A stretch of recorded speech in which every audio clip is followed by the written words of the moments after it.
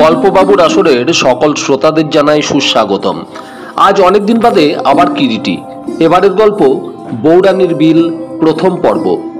Doctor Nihar Ranjan গুপ্ত কলকাতার Carmichael college থেকে ডাক্তারি পাশ করে স্নাতকোত্তর করেন লন্ডন থেকে। এরপর বিশ্বযুদ্ধের সময় সেনাবাহিনীতে ডাক্তার হিসাবে যোগদান করে দেশ বিদেশে ঘুরে বেড়ান, কিন্তু তার সাথেই চলতে থাকে সাহিত্য সেবা। কিরিটি চরিত্রটি তাঁর অনবদ্য সৃষ্টি। তাঁর কয়েকটি উল্লেখযোগ্য গ্রন্থ হল কালো ভ্রমর, উল্কা, কলঙ্কিনী গঙ্গাবতী ইত্যাদি। আসুন আর কথা না বাড়িয়ে শুরু করি আজকের গল্প, ডাক্তার নিহার রঞ্জনের লেখা কিরিটি সিরিজের গল্প বৌরানীর বিল, প্রথম পর্ব।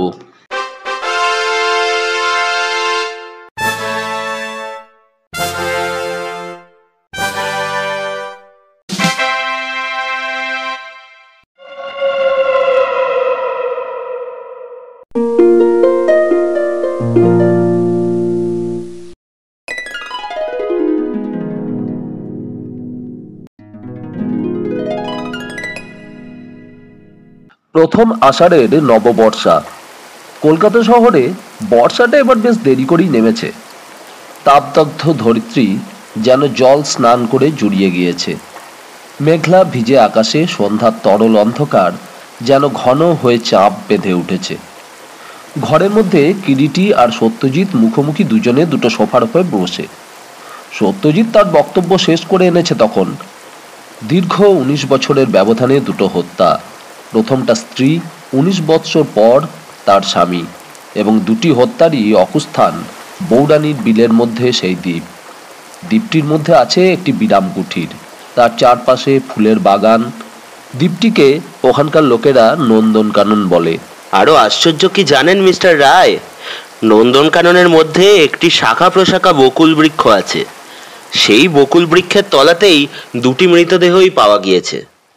মৃত্যুঞ্জয় চৌধুরী আর ইহজগতে নেই, তিনি নিহত। পিতা মৃত্যুঞ্জয় চৌধুরীর নিহত হওয়ার সংবাদটা কন্যা সবিতাকে যেন একেবারে কয়েক মুহূর্তের জন্য অসাড় ও পঙ্গু করে দিল। ক্ষণপূর্বে পাওয়া তার বার্তাটা হাতের মুঠোর মধ্যে ধরে হোস্টেলের কমন রুমের বারান্দায় অসহায় স্থাণুর মতো দাঁড়িয়ে থাকে সবিতা। আজই মাত্র কলেজ গ্রীষ্মের ছুটির জন্য বন্ধ হলো, আর আজই পৌঁছালো এই তারটা করেছেন নায়েব কাকা বসন্ত সেন। মর্মঘাতী তার। বাবুমশাই কিল্ট কাম সার্ফ, নায়েব কাকা বসন্ত। কিছুক্ষণ পর কোনো মতে একটা সুটকেসের মধ্যে কিছু জামা কাপড় নিয়ে একটা ট্যাক্সি ডাকিয়ে সবিতা ট্যাক্সি ড্রাইভারকে বলল, শিয়ালদা স্টেশন। একটা সেকেন্ড ক্লাসের টিকিট কেটে সবিতা যখন ট্রেনের একটা সেকেন্ড ক্লাস কামরায় এসে উঠে বসলো, গাড়ি ছাড়তে তখন আর মাত্র মিনিট 7 বাকি। গাড়িতে এসে ছাড়াও আরও 4 জন যাত্রী ছিল, একটা বার্থ খালি। একটু পরে সে বার্থটিও একজন অল্প বয়সী যুবক গাড়ি ছাড়বার ঠিক মিনিট 4 আগে এসে অধিকার করলো।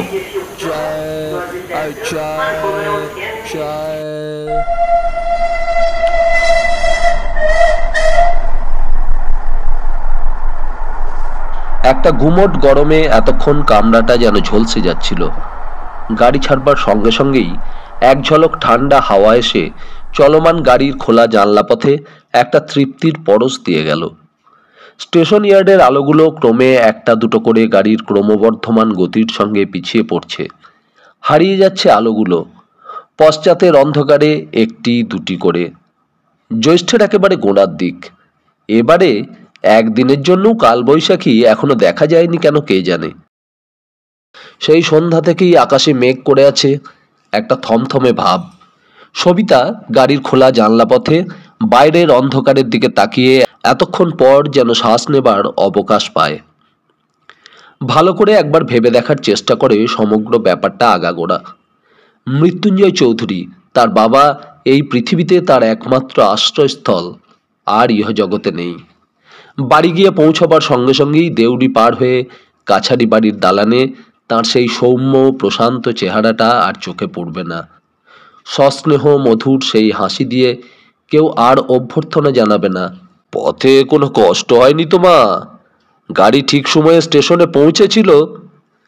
প্রত্যেকবার ছুটিতে যাবার পর প্রথম দর্শনে কেউ আর বলবে না, তুই একটু হাত মুখ ধুয়ে চা খা, আমি এক্ষুনি আসছি সবু। ও আর কাউকে প্রত্যুত্তরে আবদার ভরা কণ্ঠে বলবে না। দেরি করো না বাবা, এক্ষুনি এসো কিন্তু। তুমি এলে তবে দুজনে একসঙ্গে বসে চা খাবো। অনেক কথা আছে তোমার সঙ্গে কিন্তু। না রে মা, না, আসছি আসছি, তুই যা। এগিয়ে যেতে পিছন থেকে আর ও শুনতে পাবে না বাবার গলা। বসন্ত, আজ আমাকে ছুটি দাও, নকাই চকাই এসেছে, আজ ওর অনারে আমার ছুটি। ওকে আদর করে বাবা নকাই চকাই বলে ডাকেন। নকাই চকাই ওর আদরের ডাক। ওর 4 বছর বয়সে মা মারা গিয়েছেন। বাবার কাছেই ও মানুষ, মাকে ওর কিছুই মনে নেই। বাবার শোবার ঘরে শিয়রের ধারে মায়ের এনলার্জড ফটোটার দিকে কতবার ও অনেকক্ষণ ধরে তাকিয়ে থেকেছে, কিন্তু কিছুই মনে করতে পারেনি। মায়ের স্মৃতিটা এমনই অস্পষ্ট। মা বাপ বলতে ওই একজনকেই চিরদিন জেনে এসেছে। কি শান্ত চরিত্রের মানুষ ওর বাবা, লোকে বলতো অজাতশত্রু। অত্যন্ত কড়া প্রকৃতির জমিদার হলেও কাউকে একটা চড়া বা উঁচু কথা বলেননি। উদার শিশুর মতো প্রকৃতি তার বাপের। কে শত্রুতা করে হত্যা করল, নায়েব কাকা বসন্তবাবু তার বিশেষ কিছুই জানাননি। কেবল টেলিগ্রামে লিখেছেন, বাবু মশাই কিল্ড, কাম সার্ভ। কিল্ড, নিহত। কেই বা তাকে হত্যা করলো, কেনই বা করলো? মেল ট্রেন এখন বেশ জোরেই চলছে। লোহার চাকার একঘেয়ে ঘটাং ঘটাং শব্দ শ্রবণকে পীড়িত করে তোলে। আকাশে ইতিমধ্যে একসময় কখন মেঘটা বেশ চাপ বেঁধে ঘন হয়ে উঠেছে। হঠাৎই কয়েকটা বড় বড় বৃষ্টির ফোঁটা ওর চোখে মুখে এসে পড়তেই ওর চমক ভাঙল। মধ্যে মধ্যে বিদ্যুতের সোনালি আলোয় মেঘাবৃত আকাশটা যেন ঝলকিয়ে উঠছে। সবিতা ঘুরে বসে গাড়ির কামরার মধ্যে দৃষ্টিপাত করল। ওপরের দুটো বার্থ ও নিচের দুটো বার্থ অধিকার করে ইতিমধ্যে কখন একসময় 4 জন যাত্রী নিদ্রার কোলে ঢলে পড়েছে। দুজন তারা এখনো কেবল জেগে। সে ও সর্বশেষের আগন্তুক যাত্রী সেই তরুণ যুবকটি। যুবকটির সঙ্গে কেবলমাত্র একটি মাঝারি আকারের চামড়ার সুটকেস ও হোল্ডলে বাঁধা একটা বেডিংটা এখনো সে খোলেনি। তারই গায়ে হেলান দিয়ে সুটকেসটার ওপর জুতো সমেত পা দুটো তুলে দিয়ে কামরার আলোয় গভীর মনোযোগের সঙ্গে কি একটা মোটা ইংরাজি বই পড়ছে। সবিতা কতকটা অন্যমনস্কভাবেই তার ঠিক সামনের মধ্যকার বার্থে উপবিষ্ট পাঠরত একমাত্র জাগ্রত তরুণ সহযাত্রীটির দিকে তাকালো। বছর 27-28 হয়তো বয়স হবে ওর। দোহারা লম্বা গড়ন, চোখে মুখে অর্থাৎ মুখের গঠনে একটা অদ্ভুত তীক্ষ্ণতা যেন ফুটে বের হয়। তৈলহীন রুক্ষ লম্বা চুলগুলো কামরার মধ্যস্থিত ফ্যানের হাওয়ায় কপালের উপর এসে থেকে থেকে ঝাঁপিয়ে পড়ছে। বাঁ গালের উপর একটা দীর্ঘ গভীর ক্ষতচিহ্ন। হঠাৎ ভদ্রলোকের বার্থের উপর রক্ষিত চামড়ার সুটকেসটার উপর নজর পড়ল সবিতার। বাংলায় লেখা সত্যজিৎ রায়, রেঙ্গুন। রেঙ্গুন, সত্যজিৎ রায়, কথা দুটির মধ্যে কোথায় যেন একটা পরিচয়ের ইঙ্গিত রয়েছে। খুব বেশি দিনের কথা নয়, মাত্র বৎসরখানেক আগেকার কথা। বাবার মুখে ইদানিং অনেকবার রেঙ্গুনে অবস্থিত ওই নামটির উল্লেখ ও শুনেছে।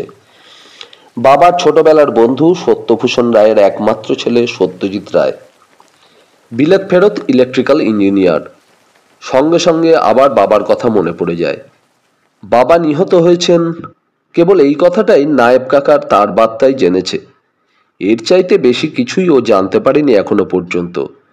নিজের চিন্তার মধ্যেই সবিতা আবার তলিয়ে গিয়েছিল। হঠাৎ অপরিচিত কণ্ঠের সম্বোধনে চমকে মুখ তুলে তাকালো। রাত 12টা বাজে, ঘুমোবেন না? প্রশ্নকারী সম্মুখের মধ্যকার বার্থে উপবিষ্ট যুবক। হ্যাঁ। মৃদু কণ্ঠে জবাব দেয় সবিতা। কিন্তু আপনার তো দেখছি সঙ্গে কোনো বেডিং পর্যন্ত নেই। যুবক বিস্ময় ভরে ওর মুখের দিকে তাকিয়ে প্রশ্ন করে আবার। সত্যি এতক্ষণে সবিতার খেয়াল হয় তাড়াতাড়িতে বেডিংটা পর্যন্ত সঙ্গে আনেনি সবিতা। অবশ্যই আপনার যদি কোনো আপত্তি না থাকে তাহলে আমার সঙ্গে যা বেডিং আছে সেটা শেয়ার করে নিতে পারি। না না, তার কোনো প্রয়োজন নেই। আপনি হয়তো ভাবছেন যে আপনি আমাকে বিব্রত করছেন, কিন্তু মোটেই তা নয় মিস। আমার নাম সবিতা চৌধুরী। তা কতদূর যাবেন আপনি মিস চৌধুরী? সবিতা তার গন্তব্যস্থানের কথা বলতেই যুবক সবিস্ময়ে বলে ওঠে, আশ্চর্য, আমিও তো এই একই জায়গার যাত্রী। আপনি কি মৃত্যুঞ্জয় চৌধুরীর? হ্যাঁ, আমি তার মেয়ে। বলতে বলতে সহসা এতক্ষণ সবিতার দু চোখের দৃষ্টি অশ্রু বাষ্পে ঝাপসা হয়ে আসে নিজের অজ্ঞাতেই। নিরুদ্ধ অন্তর্বেদনায় এতক্ষণ সবিতা ভিতরে ভিতরে গুমড়ে মরছিল। সেই সন্ধ্যায় পিতার নিহত হওয়ার সংবাদ পাওয়া থেকে এই পর্যন্ত এক ফোঁটা অশ্রুও তার চোখ দিয়ে পড়েনি। সহসা সত্যজিৎ রায়ের প্রশ্নে সে যে মৃত্যুঞ্জয় চৌধুরীরই কন্যা, এই পরিচয় দিতে গিয়ে তার চোখের পাতা দুটো অশ্রুজলে ভিজে গেল। সত্যজিৎ অবাক বিস্ময়ে সবিতার মুখের দিকে তাকিয়েছিল। পিতার পরিচয় দিতে গিয়ে হঠাৎ তার দু চোখের পাতা অশ্রুভারে টলমল করে উঠল কেন? ও ঠিক বুঝে উঠতে পারছিল না। আমার নামটা আপনি শুনেছেন কিনা মিস চৌধুরী জানি না। আমার বাবা সত্যভূষণ রায় আপনার বাবা মৃত্যুঞ্জয় চৌধুরীর বাল্যবন্ধু। আপনার বাবার আমন্ত্রণ পেয়েই আমি বর্মা থেকে আপনাদের ওখানে যাচ্ছি। সবিতা কি জবাব দেবে বুঝে উঠতে পারে না। নিঃশব্দে সত্যজিতের মুখের দিকে তাকিয়ে থাকে। এ এক পক্ষে ভালোই হলো। গন্তব্যস্থানে পৌঁছতে পৌঁছতে আমাদের কাল প্রায় দ্বিপ্রহর হবে। দীর্ঘ পথে আপনাকে সঙ্গী পেয়ে মন্দ হলো না। পথের একঘেয়েমিটা অনেকটা সহ্য হবে। সত্যি কি আশ্চর্য যোগাযোগ দেখুন। বলতে বলতে মৃদু হাসে সত্যজিৎ। সহসা একসময় সত্যজিৎ লক্ষ্য করে তার এতগুলো কথার জবাবে একটি কথাও বলেনি এতক্ষণ সবিতা। একতরফা সেই কেবল এতক্ষণ বকবক করে চলেছে। এবং শুধু তাই নয়, যদি দেখবার তার ভুল না হয়ে থাকে তো সবিতার চোখে সুস্পষ্ট অশ্রুর আভাসও লক্ষ্য করেছে। নিজের কৌতূহলকে আর দমন করতে পারে না সত্যজিৎ এবং কোনো প্রকার ইতস্তত না করেই সোজাসুজি প্রশ্ন করল, মাফ করবেন মিস চৌধুরী, একটা কথা না বলে আর থাকতে পারছি না। আপনাকে দেখে মনে হচ্ছে বিশেষ রকম চিন্তিত এবং অন্যমনস্ক আপনি। পরস্পরের পরিচয় থেকে যখন জানা গেছে এতদিন আমাদের পরস্পরের সঙ্গে পরিচয় না থাকলেও পরিচয়ের দাবি একটা উভয়ের কাছে করতে পারি, সেই পরিচয়ের দাবিতেই জিজ্ঞাসা করছি কথাটা। আশা করি কিছু মনে করবেন না। না না, আপনি হয়তো জানেন না মিস্টার রায়, অতি বড় একটা দুঃসংবাদ পেয়েই আমি এই ট্রেনে দেশের বাড়িতে যাচ্ছি। দুঃসংবাদ? বিস্মিত কণ্ঠে সত্যজিৎ প্রশ্ন করে। হ্যাঁ, আমার বাবা মৃত্যুঞ্জয় চৌধুরী হঠাৎ নিহত হয়েছেন। নিহত হয়েছেন? মৃদু কণ্ঠে কথাটা উচ্চারণ করে বিস্ময় বিস্ফারিত চোখে সত্যজিৎ তাকিয়ে থাকে সবিতার মুখের দিকে। হ্যাঁ। আর একটু স্পষ্ট করে বলুন মিস চৌধুরী, আমি যে আপনার কথা কিছুই বুঝে উঠতে পারছি না। এর চাইতে বেশি আমিও কিছু জানি না মিস্টার রায়। বসন্ত কাকা তার করে কেবলমাত্র ওইটুকুই আমায় জানিয়ে যেতে লিখেছেন। কিন্তু আমি নিজেও এতক্ষণ ধরে ভেবে ভেবে কিছুই বুঝে উঠতে পারছি না, কেমন করে যে এত বড় দুর্ঘটনাটা সম্ভব হলো। আমার অজাতশত্রু বাবাকে কে যে হত্যা করতে পারে? বাইরে থেকে একজন মানুষকে সবসময় সম্পূর্ণরূপে বিচার করা চলে না সবিতা দেবী। তাছাড়া আপনার বাবার মতো অত বড় একটা জমিদারি চালাতে গেলে নিজের অজ্ঞাতেই দু একজন শত্রু সৃষ্টি করা এমন কিছু একটা অসম্ভব ব্যাপার নয়। কিন্তু সেসব কথা পরে ভাবলেও চলতে পারে। সবচাইতে বড় কথা হচ্ছে এখন তিনি নিহত হয়েছেন এবং এক্ষেত্রে আমি বা আপনি সে ব্যাপারে কতদূর কি করতে পারি। আমরা আর কি করতে পারি বা পারবো বলুন? কতকটা যেন হতাশাই সবিতার কণ্ঠে স্পষ্ট হয়ে ওঠে। নিশ্চয়ই আমাদের দুজনেরই অনেক কিছুই করণীয় আছে। আপনার পিতা এবং আমার পিতা বাল্য বন্ধু। আগে চলুন সেখানে পৌঁছই, তারপর সমস্ত ব্যাপারটাকে ভালো করে জেনে নিয়ে যেমন করেই হোক এ হত্যা রহস্যের মীমাংসা করবারও তো অন্তত একটা চেষ্টা করতে পারি। সত্যজিতের কথাটা সবিতা যেন ঠিক হৃদয়ঙ্গম করে উঠতে পারে না। ও বুঝে উঠতে পারে না ওরা দুজনে ওখানে গিয়ে পৌঁছেই বা কি করে তার পিতার হত্যা রহস্যের মীমাংসা করতে পারে। কিন্তু অদূর ভবিষ্যতে তার পিতার মৃত্যু রহস্যের মীমাংসা হোক বা না হোক, পথের মাঝখানে সত্যজিতের সঙ্গে পরিচয় হয়ে এবং তার সরস মধুর কথাবার্তায় পিতার হত্যা সংবাদে যে অসহনীয় দুঃখ তাকে একেবারে বিমূঢ় ও অসহায় করে ফেলেছিল, তা থেকে ও যেন কতকটা সান্ত্বনা পায়। অন্তত তার দুঃখের ভাগিদার যে নিঃসম্পর্কীয় হলেও একজন আছে, এ কথাটা জেনেও যেন ও মনের মধ্যে অনেকটা সান্ত্বনা পায়, অনেকটা নিশ্চিন্ত হয়। নায়েব বসন্তবাবু নিজেই স্টেশনে এসেছিলেন সবিতা তার পেয়েই রওনা হবে এই আশা করে। বসন্তবাবুর বয়স 60-এর কোঠা প্রায় পার করতে চললেও বার্ধক্য এখনো তাকে খুব বেশি কাবু করতে পারেনি। চুলগুলো পেকে একেবারে সাদা হয়ে গেলেও শরীরের গঠন ও কার্যক্ষমতার মধ্যে কোথাও এতটুকু বার্ধক্যের ছায়া পড়েনি এখনো। তার পেশল উঁচু লম্বা দেহের গঠন দেখলে মনে হয় দেহে এখনো তার প্রচুর ক্ষমতা। এখনো তিনি 10-15 মাইল পথ অনায়াসে হেঁটে চলে যেতে পারেন। লাঠি হাতে পেলে এখনো 2জন লোকের মহড়া অনায়াসেই নিতে পারেন। 20 বছর বয়সের সময় মৃত্যুঞ্জয়ের কাছে চাকরিতে তিনি এসে ঢুকেছিলেন। আজ দীর্ঘ 42 বছর এই জমিদারিতে তিনি চাকরি করেছেন। এই চৌধুরী বাড়িতে তাঁর একটা যুগ কেটে গেল। জমিদার মৃত্যুঞ্জয় চৌধুরী বয়সে তাঁর চাইতে বছর 3 মাত্র বড় ছিলেন। একটু বেশি বয়সী মৃত্যুঞ্জয় চৌধুরী বিবাহ করেছিলেন এবং বিবাহের প্রায় বছর 10 বাদে সবিতার জন্ম হয়। সবিতার যখন 4 বছর বয়স তখন সবিতার মা হেমপ্রভা মারা যান। মৃত্যুঞ্জয় চৌধুরী আর বিবাহ করেননি। বসন্তবাবু অকৃতদার এবং যতদূর তাঁর সম্পর্কে জানা যায় ত্রিসংসারে তাঁর সত্যিকারের আপনার বলতে কেউ নেই। কোনোদিন কেউ তাঁর আত্মীয় স্বজন আছে বলেও তিনি স্বীকার করেন না। দীর্ঘ 42 বছরের মধ্যে মাত্র 4 তিনি তীর্থ ভ্রমণের নাম করে মাস 2 করে ছুটি নিয়ে বাইরে গিয়েছেন। ওই 4 বার ছাড়া কেউ তাকে কোনোদিন ওই জায়গা ছেড়ে একটা দিনের জন্য বাইরে যেতে দেখেননি। যত বড় বিপদই হোক, বিপদে ভেঙে পড়া বা বিমূঢ় হয়ে পড়ার মতো লোক বসন্তবাবু নন। সবিতা ও সত্যজিৎকে পাশাপাশি ট্রেন থেকে নেমে আসতে দেখে বসন্তবাবু আর অগ্রসর না হয়ে দাঁড়িয়ে গেলেন। তীক্ষ্ণ দৃষ্টিতে তিনি তাকিয়েছিলেন সত্যজিতের দিকে। সত্যজিৎ কিন্তু নিজেই এগিয়ে এসে নিজের পরিচয়টা দিল। আমি রেঙ্গুনের সত্যভূষণ বাবুর ছেলে সত্যজিৎ। সত্যজিৎ সম্পর্কে সকল ব্যাপার জানা থাকলেও ইতিপূর্বে বসন্তবাবু সত্যজিৎকে দেখেননি। নিরাসক্ত কণ্ঠে বললেন, এসো, তোমার আসবার কথা ছিল, আমি বাবুর মুখেই শুনেছিলাম। অতঃপর সবিতার দিকে তাকিয়ে সস্নেহে বললেন, চলো মা, বাইরে টমটম দাঁড়িয়ে আছে। মালপত্র সামান্য যা সঙ্গে ছিল সহিস লক্ষ্মণের সাহায্যে টমটমের পিছনে তুলে দিয়ে 3 জন পাশাপাশি টমটমে উঠে বসলেন। বসন্তবাবু নিজেই টমটম হাঁকিয়ে নিয়ে এসেছেন। জায়গাটা আধা শহর আধা গ্রামের মতো। বেলা প্রায় পড়ে এলো। আজ গাড়িটা প্রায় ঘন্টা আড়াই লেট ছিল।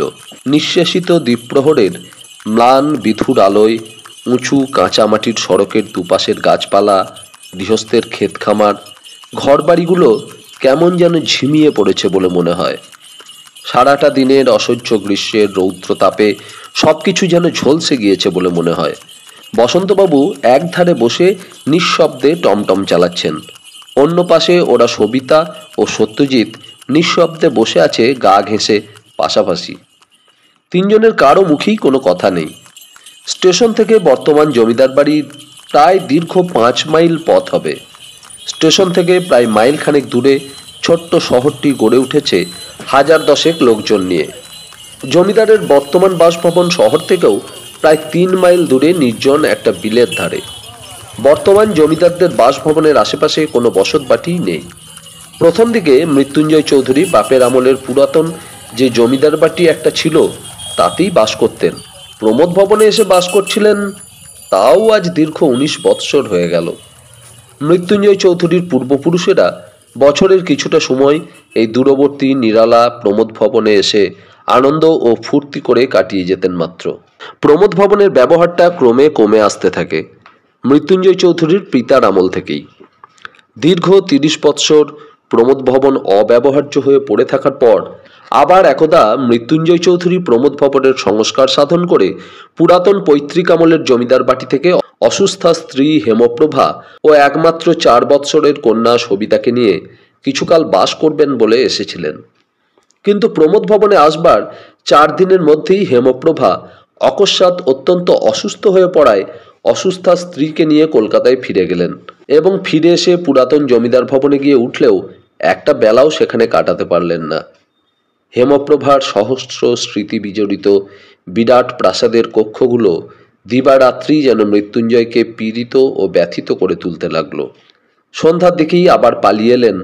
ওই দিনই তিনি পুরাতন জমিদার ভবন ত্যাগ করে প্রমোদ ভবনেই।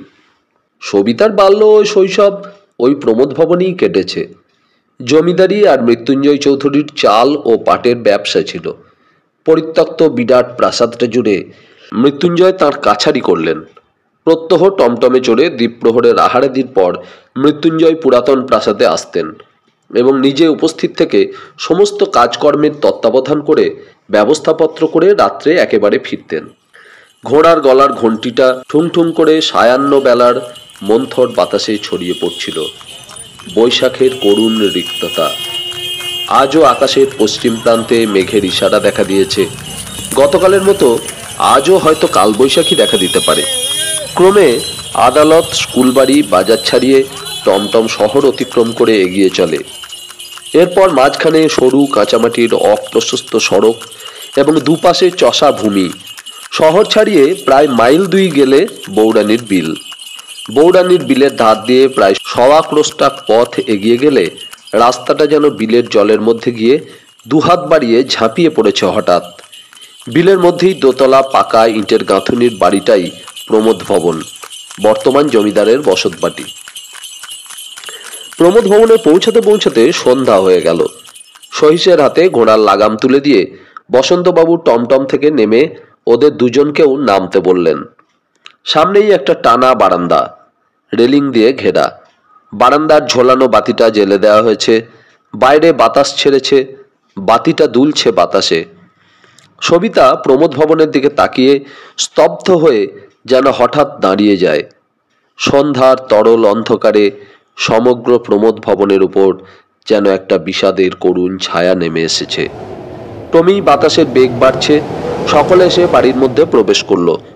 তোমরা হাত মুখ ধুয়ে একটু বিশ্রাম করো মা, আমি ততক্ষণ হাত মুখে একটু জল দিয়ে আহ্নিকটা সেরেই আসছি।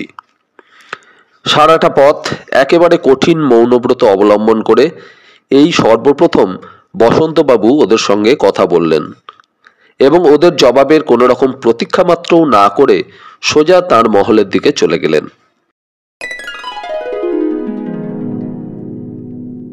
বনমালী আর কানাইয়ের মা দুজনই একসঙ্গে এসে ঘরের মধ্যে ঢুকলো।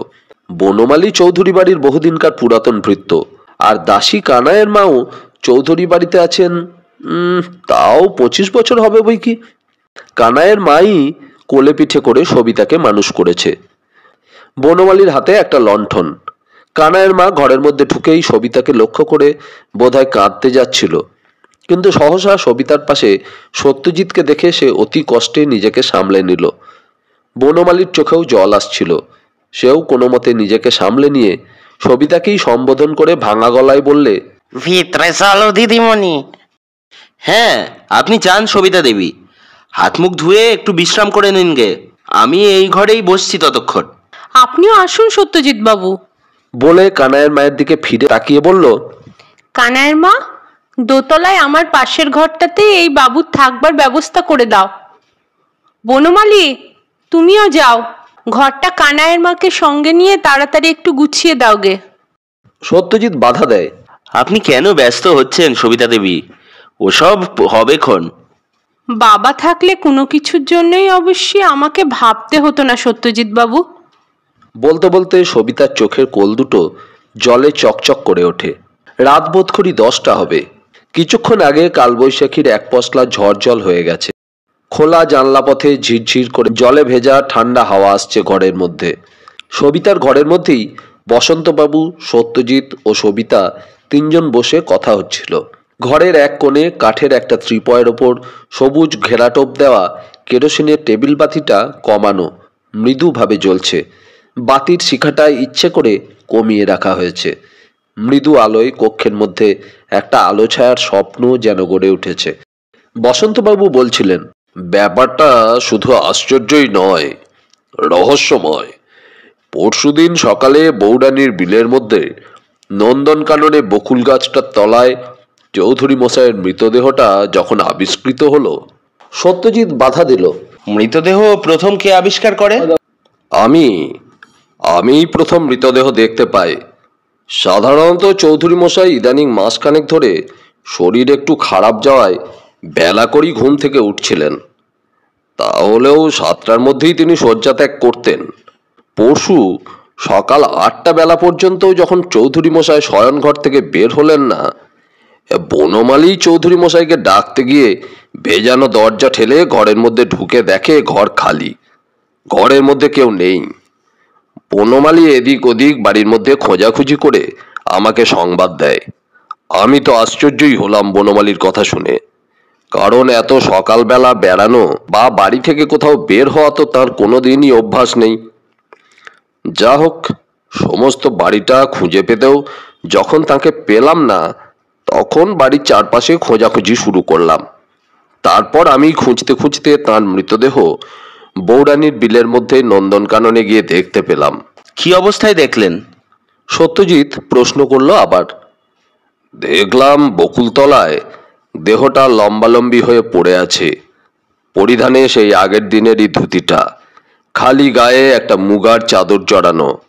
এক পায়ে চটিটা আছে, অন্য পায়ের চটিটা একটু দূরে পড়ে আছে। মৃতদেহে কোনো আঘাতের চিহ্ন ছিল? সত্যজিৎ আবার প্রশ্ন করে।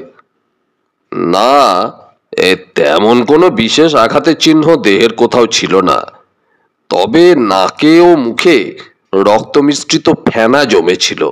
আপনার বর্ণনা শুনে মনে হচ্ছে কেউ তাকে বোধহয় শ্বাসরোধ করে হত্যা করেছে, তাই কি? সত্যজিতের প্রশ্নে তার মুখের দিকে তাকালেন বসন্তবাবু এবং বললেন, এখানকার সরকারি ডাক্তারেরও তাই অভিমত। মৃতদেহ ময়নাতদন্তের ফলে নাকি তাকে শ্বাসরোধ করেই হত্যা করা হয়েছে, এইটাই প্রমাণ হয়। সত্যজিৎ তাকালো বসন্তবাবুর মুখের দিকে। সবিতা নিজের অজ্ঞাতেই একটা অর্ধস্ফুট আর্তকাতর শব্দ করে ওঠে। বসন্তবাবুর বুকখানা কাঁপিয়েও একটা দীর্ঘশ্বাস বের হয়ে এলো। বললেন, মৃতদেহ কালই প্রত্যুষে সৎকার করা হবে। কথাটা যেন কোনো মতে জানিয়ে দিয়ে নিজের দায় থেকে মুক্তি পেলেন বসন্তবাবু। পাষাণের ভারের মতো যে ব্যথাটা এ দুদিন তাঁর বুকের মধ্যে জমাট বেঁধেছিল, সবিতার কাছে সব খুলে বলবার পর থেকে যেন কতকটা লাঘব বোধ করলেন। আচ্ছা নায়েব মশাই, এই মৃত্যু রহস্য তদন্ত করে কোনো কিছুই কি আপনারা জানতে পারেননি? না, কিছুই আজ পর্যন্ত জানতে পারা যায়নি। দারোগা সাহেব এ বাড়ির চাকর বাকর, ঝি, দারোয়ান, সহিস সকলকেই যতদূর সম্ভব জেরা করেছেন, কিন্তু বনমালী আর কানাইয়ের মা ছাড়া এ বাড়িতে আর কারা আছে? আমি, এই সরকার রামলোচন, দারোয়ান ঝোটন সিং, এই সহিস লক্ষ্মণ আর ঠাকুর শিবদাস। এরা কেউ কিছু বুঝতে পারলে না? না। এরা সকলে কি বিশ্বাসযোগ্য? হ্যাঁ, তা বই কি, অনেকদিন ধরেই তো ওরা এ বাড়িতে কাজ করছে। তাছাড়া চৌধুরী মশাইকে গলা টিপে হত্যা করে এদের কারই বা কি লাভ হতে পারে? লাভালাভের কথাটা কি অত সহজেই বিচার করা চলে নায়েব মশাই? মানুষের লাভ ক্ষতির তুলাদণ্ডটি এত সূক্ষ্ম ভার বৈষম্যেই এদিক ওদিক হয় যে ভাবতে গেলে যেন অনেক সময় বিস্ময়ের অন্ত থাকে না। অবশ্য আপনি আমার চাইতে অনেক বেশি প্রবীণ এবং বিচক্ষণ। শেষের দিকের কথা কটা সত্যজিৎ যেন কতকটা ইচ্ছা করেই যোগ করে দেয় নিজের বক্তব্যের সঙ্গে, কারণ সত্যজিৎ কথা বলতে বলতেই লক্ষ্য করেছিল ওর শেষের কথাগুলি শুনে বসন্তবাবুর মুখের রেখায় একটা চাপা বিরক্তি ভাব যেন সুস্পষ্ট হয়ে উঠেছে। সত্যজিতের শেষের কথাগুলোতেও কিন্তু বসন্তবাবুর মুখের বিরক্তি ভাবটা গেল না, এবং সত্যজিতের কথার উত্তরে তিনি যখন কথা বললেন তার কণ্ঠস্বরে একটা বিরক্তির আভাস স্পষ্টভাবেই ফুটে উঠেছিল। তোমার কথাটা যে মিথ্যা তা আমি বলছি না সত্যজিৎ, তবে এ বাড়িতে যারা আজ 8-10 বছর ধরে কাজ করছে তাদের সম্পর্কে আর যে যাই ধারণা করুক না কেন, আমি জানি অন্তত তারা সকল প্রকার সন্দেহেরই অতীত। নিশ্চয়ই তো, কিন্তু নিশ্চয়ই এটাও আপনি স্বীকার করেন যে প্রবাবিলিটির বা সম্ভাবনার দিক থেকে বিচার করতে গেলে এক্ষেত্রে একটা কথা আমরা না ভেবে পারি না যে চৌধুরী মশাইয়ের হত্যার ব্যাপারে সবকিছুই বিবেচনা করে দেখতে গেলে একটা কথা আমাদের শতই মনে হবে, এ বাড়িতে ওই সময় যে বা যারা ছিল তাদের মধ্যে কেউই সন্দেহের তালিকা থেকে বাদ যায় না বা যেতে পারে না। সহসা বসন্তবাবু চেয়ার ছেড়ে উঠে দাঁড়ালেন এবং সত্যজিতের কথার জবাব মাত্রও না দিয়ে এবং সোজা একেবারে সবিতার মুখের দিকে তাকিয়ে বললেন, রাত অনেক হয়েছে মা, কাল সারা রাত ট্রেনে জেগে এসেছো, এবারে শুয়ে পড়ো। আমিও অত্যন্ত পরিশ্রান্ত, আমি শুতে চললাম। বসন্তবাবু সোজা ঘর থেকে চলে গেলেন। ক্রমে তাঁর পায়ের চটি জুতোর শব্দটা সিঁড়ির পথে মিলিয়ে গেল। অত্যন্ত আকস্মিকভাবেই হঠাৎ কথার মধ্যে এক প্রকার জোর করেই যেন পূর্ণচ্ছেদ টেনে দিয়ে বসন্তবাবু ঘর থেকে বের হয়ে যাওয়ায় সত্যজিৎ যেন নিজেই অত্যন্ত অপ্রস্তুত হয়ে গিয়েছিল। এ বাড়ির সঙ্গে তার কোনো সম্পর্ক নেই, সম্পূর্ণ তৃতীয় ব্যক্তি সে। তাছাড়া বসন্তবাবু এই পরিবারের সঙ্গে দীর্ঘদিন ধরে সংশ্লিষ্ট তো বটেই, এ পরিবারের একজন পরম হিতৈষীও বটে। বলতে গেলে একদিক থেকে এ পরিবারের আত্মীয়রও অধিক বসন্তবাবু। এবং সেদিক দিয়ে সবিতার পিতার হত্যার ব্যাপার নিয়ে এরূপ স্পষ্টভাবে মতামত প্রকাশ করাটা হয়তো তার উচিত হয়নি। বসন্তবাবুর চটির শব্দটা ক্রমে মিলিয়ে যাওয়ার পরও সত্যজিৎ ও সবিতা কেউই কোনো কথা বললে না।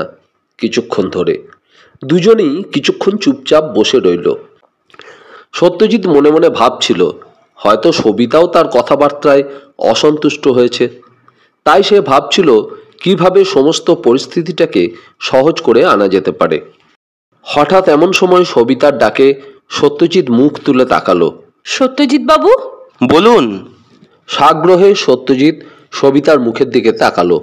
একটা কথা আপনাকে আমি বলে রাখি, যে বা যারা আমার দেবতার মতো বাবাকে এমন নিষ্ঠুরভাবে হত্যা করেছে তাকে বা তাদের আমি কোনো মতেই ক্ষমা করব না, এবং এই নিষ্ঠুর হত্যা রহস্যের মীমাংসার জন্য যত প্রকার চেষ্টা আছে সবই আমি করব। তার জন্য বাবার জমিদারির শেষ কপরদকটি পর্যন্ত যদি ব্যয় করতে হয় তাতেও আমি পশ্চাৎপদ হব না।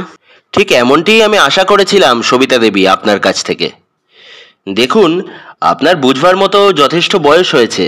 যে স্নেহময় পিতাকে আপনি হারিয়েছেন, হাজারবার চোখের জল ফেলে বুক চাপড়ে কাঁদলে বা হাহুতাশ করলেও তাকে আপনি জীবিত ফিরে পেতে পারবেন না। এবং এও আমরা সকলেই জানি যে মা বাপ কারোর চিরদিন বেঁচে থাকে না।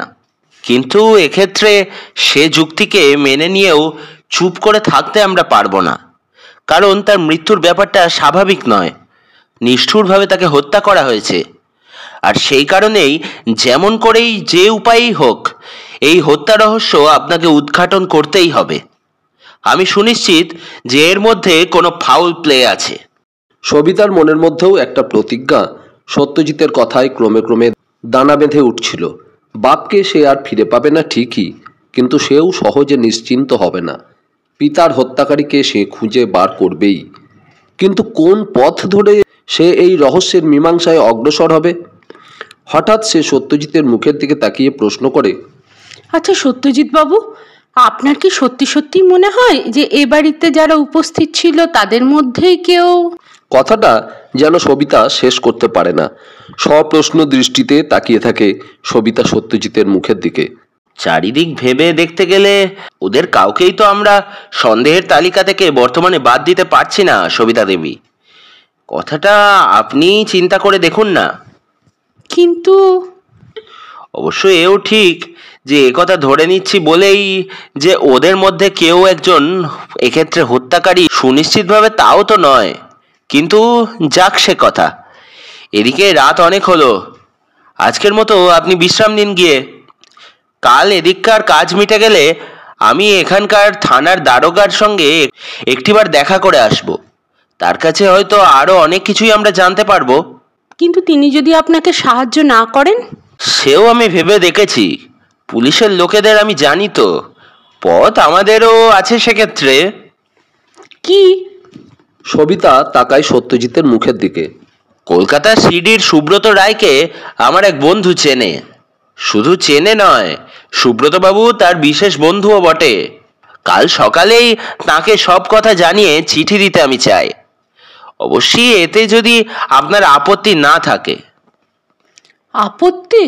কেন আপত্তি থাকবে কেন? নিশ্চয়ই তাকে আপনি চিঠি লিখবেন। বেশ, তবে সেই কথাই রইল। এরপর পরস্পর পরস্পরকে শুভরাত্রি জানিয়ে সত্যজিৎ সবিতার কক্ষ থেকে বের হয়ে এলো। রাত্রি প্রায় 1:30। সত্যজিতের চোখে ঘুম আসছিল না। ঘরের মধ্যে গরমও খুব বেশি। দরজা খুলে ঘরের সংলগ্ন ছাদে এসে দাঁড়ালো সত্যজিৎ। সন্ধ্যার কালবৈশাখীর ছায়ামাত্রও আর এখন আকাশের কোথাও অবশিষ্ট নেই। তৃতীয়ার ক্ষীণ চাঁদও আকাশে অস্তমিত প্রায়। রাত্রির কালো আকাশটা তারায় তারায় যেন ছেয়ে আছে। ছাদটা বেশ ঠান্ডা। অস্তমিত প্রায় চাঁদের ক্ষীণ আলো সমস্ত প্রকৃতি জুড়ে যেন পাতলা একটা পর্দার মতো থির থির করে কাঁপছে। ছাদের চারিপাশে প্রায় বুক সমান উঁচু প্রাচীর। প্রাচীরের গা ঘেঁষে দাঁড়ালো সত্যজিৎ। প্রমোদ ভবনের 3 দিক বৌরানীর বিল বেষ্টন করে রেখেছে। খুব প্রশস্ত বিল, এপার ওপার নজর চলে না। স্তিমিত চন্দ্রালোকে বিলের কালো জলে যেন অদ্ভুত একটা চাপা রহস্য ঘনিয়ে উঠেছে। বিলের এপারে ঝাউ গাছের সারি। ঝাউয়ের সরু চিকন পাতাগুলো হাওয়ায় দুলে দুলে যেন একটা চাপা কান্না কাঁদছে। জনমানবের বসতি থেকে অনেক দূরে নির্জন এই বৌরানীর বিলের ধারে এই জমিদারের কোনো পূর্বপুরুষ, যিনি এই প্রমোদ ভবন তৈরি করেছিলেন, কালের অদৃশ্য কালো হাত তাকে নিশ্চিহ্নভাবে গ্রাস করতে পারেনি। অতীতের সাক্ষী হয়ে আজও সে দাঁড়িয়ে আছে। কত রজনীর প্রমোদ বিলাসের কত কাহিনী না জানি এই প্রমোদ ভবনের কক্ষে কক্ষে অশ্রুত আনন্দ বেদনায় গুমড়ে উঠেছে। যারা একদা এই ভবনের কক্ষে কক্ষে বিলাস আনন্দ করে গিয়েছে, তারা কি এখানকার স্মৃতি ভুলতে পেরেছে?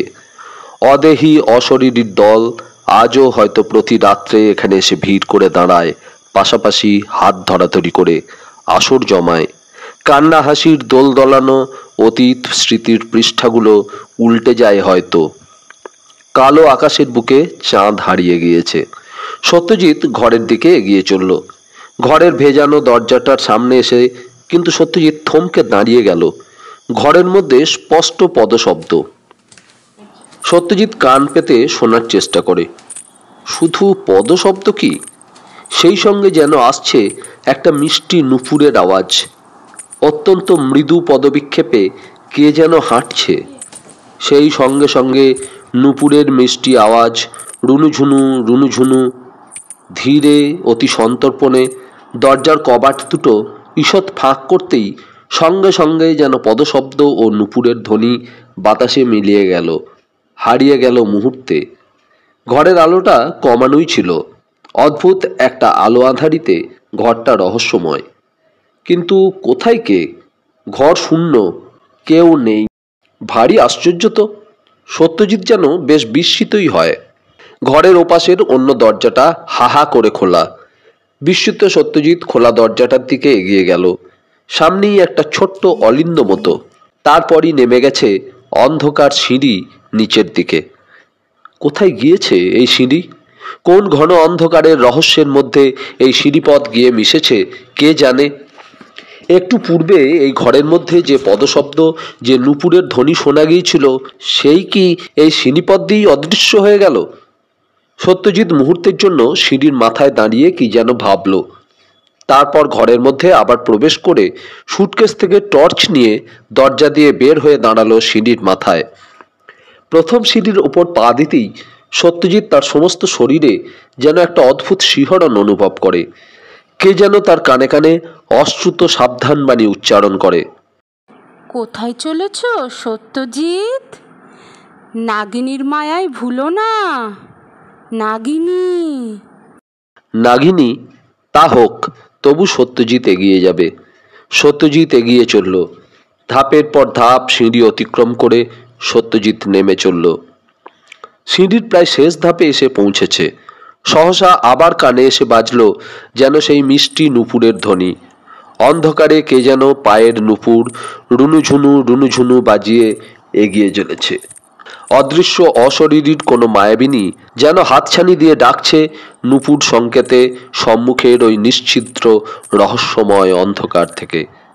নিজের অজ্ঞাতেই সত্যজিৎ সিঁড়ির শেষ ধাপে এসে দাঁড়িয়ে গিয়েছিল। এ কি সত্যিই কোনো মায়াবিনীর মায়া, না তারই শোনার ভুল? সবিতার চোখেও ঘুম আসছিল না, চোখ দুটো যেন জ্বালা করছে। সবিতা তার শিয়রের কাছের জানলাটার সামনে এসে দাঁড়ালো, হাত দিয়ে ঠেলে খুলে দিল জানলার কপাট দুটো। অনেকক্ষণ ধরে তাকিয়ে রইল অন্ধকার আকাশের দিকে। দীর্ঘ 6 মাস পর সে বাড়িতে এলো, অথচ যার স্নেহসিক্ত মধুর ডাকটি শোনবার জন্য তার বিদেশে সমস্ত অন্তর তৃষিত হয়ে থাকে, সেই স্নেহময় পিতা আজ তার কোথায়? আর কেউ আদর করে ডাকবে না, সাবি, মা আমার। বিদেশ যাত্রাকালে আর কেউ তার মাথায় হাতড়ি রেখে স্নেহসিক্ত কণ্ঠে বলবে না, গিয়েই কিন্তু চিঠি দিস মা, ভুলিস না যেন তোর বুড়ো বাপকে। আবার ছুটি হলে একদিন তুই ফিরে আসবি।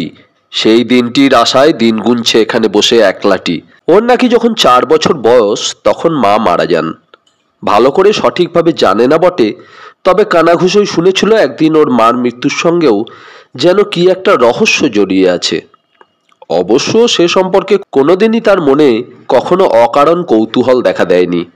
বাবাও তার মার সম্পর্কে কখনো কোনো কথা বলেনি, এবং তারও কোনোদিন বাবাকে মার কথা জিজ্ঞেস করতে সাহস হয়নি। 7 বছর বয়সের সময় ও দেশ ছেড়ে কলকাতায় বোর্ডিংয়ে গিয়ে থেকে পড়াশুনো শুরু করেছে। আজ 15 বৎসর সে কলকাতাতেই আছে। কেবল বৎসরে 2 বার ছুটিতে মাসখানেকের জন্য এখানে এসে থেকে গিয়েছে। তাও প্রতি ছুটিতেই যে এসেছে তা নয়, মধ্যে মধ্যে ছুটিতে এদিক ওদিক বেড়াতেও গিয়েছে। 2খানা ঘরের পরের ঘরটাতেই বাবা শুতেন। কি এক দুর্নিবার আকর্ষণ ওকে যেন সেই ঘরটার দিকেই টানতে থাকে। নিজের ঘর থেকে বের হয়ে একটা মোমবাতি জ্বেলে নিয়ে নিঃশব্দ পদসঞ্চারে এগিয়ে চলল সবিতা সেই ঘরের দিকে। ঘরের দরজা ভেজানোই ছিল, বাঁ হাতে ঠেলতেই দরজাটা খুলে গেল। ঘরটা আজ শূন্য, কিন্তু ঘরের মধ্যে বাবার ব্যবহৃত প্রত্যেকটি জিনিস যেখানকারটি যেমন তেমনই আছে। একেবারে ঘরের প্রকাণ্ড সেই কারুকার্য মণ্ডিত মেহগিনি কাঠের পালঙ্কের উপর এখনো তেমনি শয্যাটি বিস্তৃত। মাথার ধারে চৌকির উপরে দেওয়ালে সেই লোহার সিন্দুকটি তেমনই আছে বসানো। শয্যার ঠিক শিয়রে মাথার উপরে দেওয়ালে টাঙানো মায়ের এনলার্জ তৈলচিত্রটি। ঘরের দক্ষিণ কোণে আয়না বসানো কাঠের আলমারিটা, তারই পাশে কাপড়ের আলনা। আলনায় এখনো বাবার ব্যবহৃত ধুতি, চাদর ও জামা রাখা রয়েছে। পূর্ব কোণে লিখবার টেবিলটি ও বসবার চেয়ারটি, এবং তারই পাশে বেতের আরামকেদারাটা ও তার পাশে বাবার নিত্য ব্যবহার্য গড়গড়াটা। অনির্দিষ্ট লক্ষ্যহীনভাবে ঘরের এদিক ওদিক তাকাতে তাকাতে হঠাৎ সবিতার নজরে পড়ল তার ও বাবার ফটোটা দেওয়ালে পাশাপাশি টাঙানো। হাতের মোমবাতিটা উঁচু করে তুলে ধরে মোমবাতির আলোয় বাবার ফটোটার দিকে কিছুক্ষণ তাকিয়ে রইল সবিতা। চিরদিনের বাবার সেই সুন্দর হাসিটি ওষ্ঠপ্রান্তে যেন সজীব বলেই ছবির মধ্যে এখনো মনে হয়। সহসা চোখের কোল দুটি জলে ছলছল করে ওঠে। বাবা, সত্যি কি তুমি আর নেই? আর কি সত্যি এ জীবনে কোনোদিনও তোমার ডাক শুনতে পাবো না? কোথায় গেলে তুমি এমনি করে আমায় না জানিয়ে? সত্যি কি কেউ তোমাকে হত্যা করলো? বলে দাও বাবা। তাই যদি হয় আমি তোমার হত্যার প্রতিশোধ নেব। প্রতিজ্ঞা করছি আমি, যে তোমাকে হত্যা করেছে কোনো মতেই তাকে আমি নিষ্কৃতি দেব না। প্রতিশোধ আমি নেবই, নেব। সত্যজিৎ হাতের টর্চের বোতামটা টিপে আলোটা জ্বালালো। সম্মুখের অন্ধকারে হস্তধৃত টর্চের আলোর রশ্মিটা ছড়িয়ে গেল একটা অপ্রশস্ত সরু গলিপথ সম্মুখে। সত্যজিৎ হাতের টর্চের আলো ফেলে দেখল পথটা বেশ লম্বা। এগিয়ে গেল সত্যজিৎ আলো ফেলতে ফেলতে সেই অপ্রশস্ত গলিপথে। আশ্চর্য, চারিদিকেই ঘেরা দেওয়াল, পথ রোধ করে দাঁড়িয়ে, কোথাও কোনো নির্গমনের পথই নেই। অন্ধ গলিপথ। তার ঘর থেকে বের হয়ে সিঁড়ি দিয়ে নেমে কেউ যে এই গলির মধ্যে এসে অন্য কোথাও অদৃশ্য হয়ে যাবে তারও কোনো রাস্তা নেই। তবে সবই কি তাহলে তার ভ্রম? কেউ তার ঘরে যায়নি, বা কেউ নুপুর পায়ে হেঁটে যায়নি? কিন্তু একটা ব্যাপার সত্যজিৎ কোনো মতেই যেন বুঝে উঠতে পারে না। যদি এই গলিপথ দিয়ে অন্য কোথাও নিষ্ক্রমণের কোনো রাস্তা নাই থাকে, তবে ওই গোপন সিঁড়িপথ ও এই গলিপথের তাৎপর্য কি? অনাবশ্যক নিশ্চয়ই এই গলিপথ তৈরি হয়নি। নিশ্চয়ই এই গলিপথ থেকে অন্য কোনো ঘরে বা বাইরে যাবার কোনো পথ বা দ্বার আছে যেটা নজরে পড়ছে না, কোনো গুপ্ত পথ বা গুপ্ত দ্বার।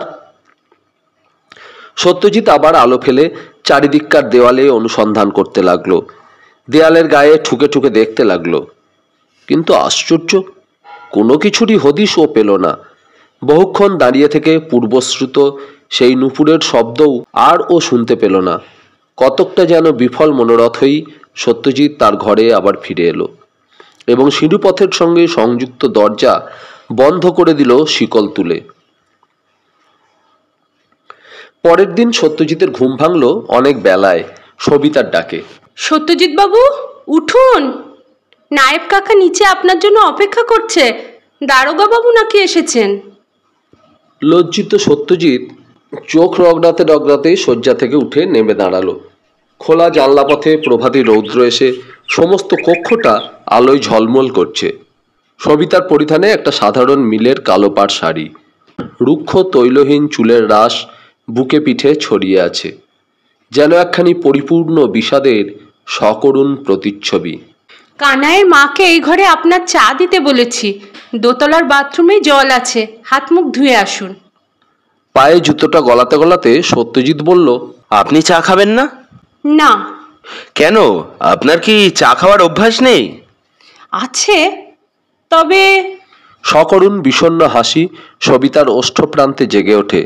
সহসা সত্যজিতের মনে পড়ে যায় 3 দিন পিতার মৃত্যুতে সবিতাকে নিয়ম পালন করতে হবে। গত প্রত্যুষেও ট্রেনে চা পান করেননি। লজ্জিত সত্যজিৎ তাড়াতাড়ি বাইরে বাথরুমের দিকে চলে যায়, যেন ঘটনাটাকে কতকটা সহজ করে দেবার জন্যই। নায়েব বসন্তবাবু ওদের অপেক্ষাতেই বাইরের ঘরে একটা চেয়ারের ওপর বসে অন্য একটি চেয়ারে উপবিষ্ট থানার দারোগা লক্ষ্মীকান্ত বাবুর সঙ্গে নিম্নস্বরে কী সব কথাবার্তা বলছিলেন। দারোগা লক্ষ্মীকান্ত সাহার বয়স 40-এর ঊর্ধ্বে নয়। বয়স যাই হোক, মাথার সবটুকু জুড়ে বিস্তীর্ণ একটা টাক, কেবল পশ্চাতে ঘাড়ের দিকে সামান্য যা চুল আছে তার মধ্যে বেশিরভাগই পেকে সাদা হয়ে গিয়েছে। নাদুস নুদুস নাড়ুগোপাল প্যাটার্নের চেহারা, মুখখানা বর্তুলাকার, ছড়ানো নাসিকা, ওপরের ওষ্ঠটি অস্বাভাবিক রকমের পুরু। লক্ষ্মীকান্তর মস্তকের চুলের অপ্রতুলতার সঙ্গে একটা সামঞ্জস্য রক্ষা করার জন্যই হয়তো সর্বাঙ্গের লোমের প্রাচুর্য।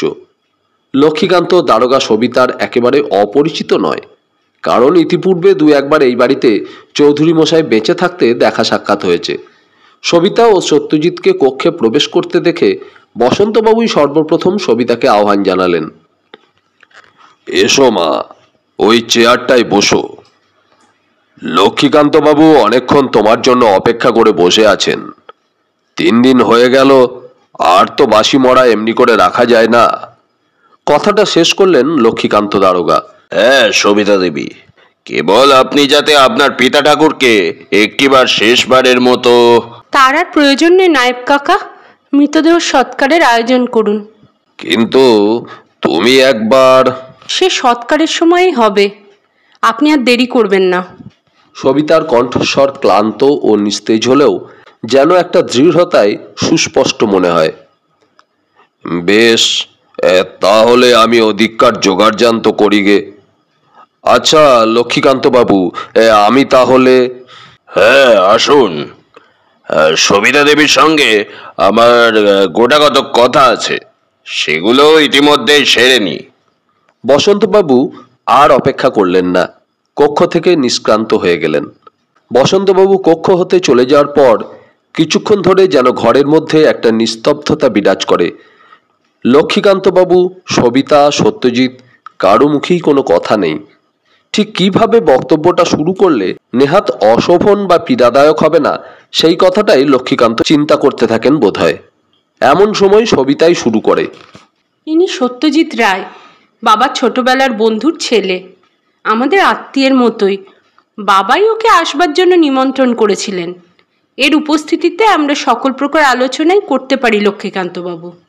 ও, মৃদুভাবে প্রত্যুত্তর দিলেন লক্ষ্মীকান্ত। হ্যাঁ, এবারে আপনি আপনার যা প্রশ্ন আছে আমাকে করতে পারেন। Excuse me for a minute Lakshmikanta babu, if you don't mind.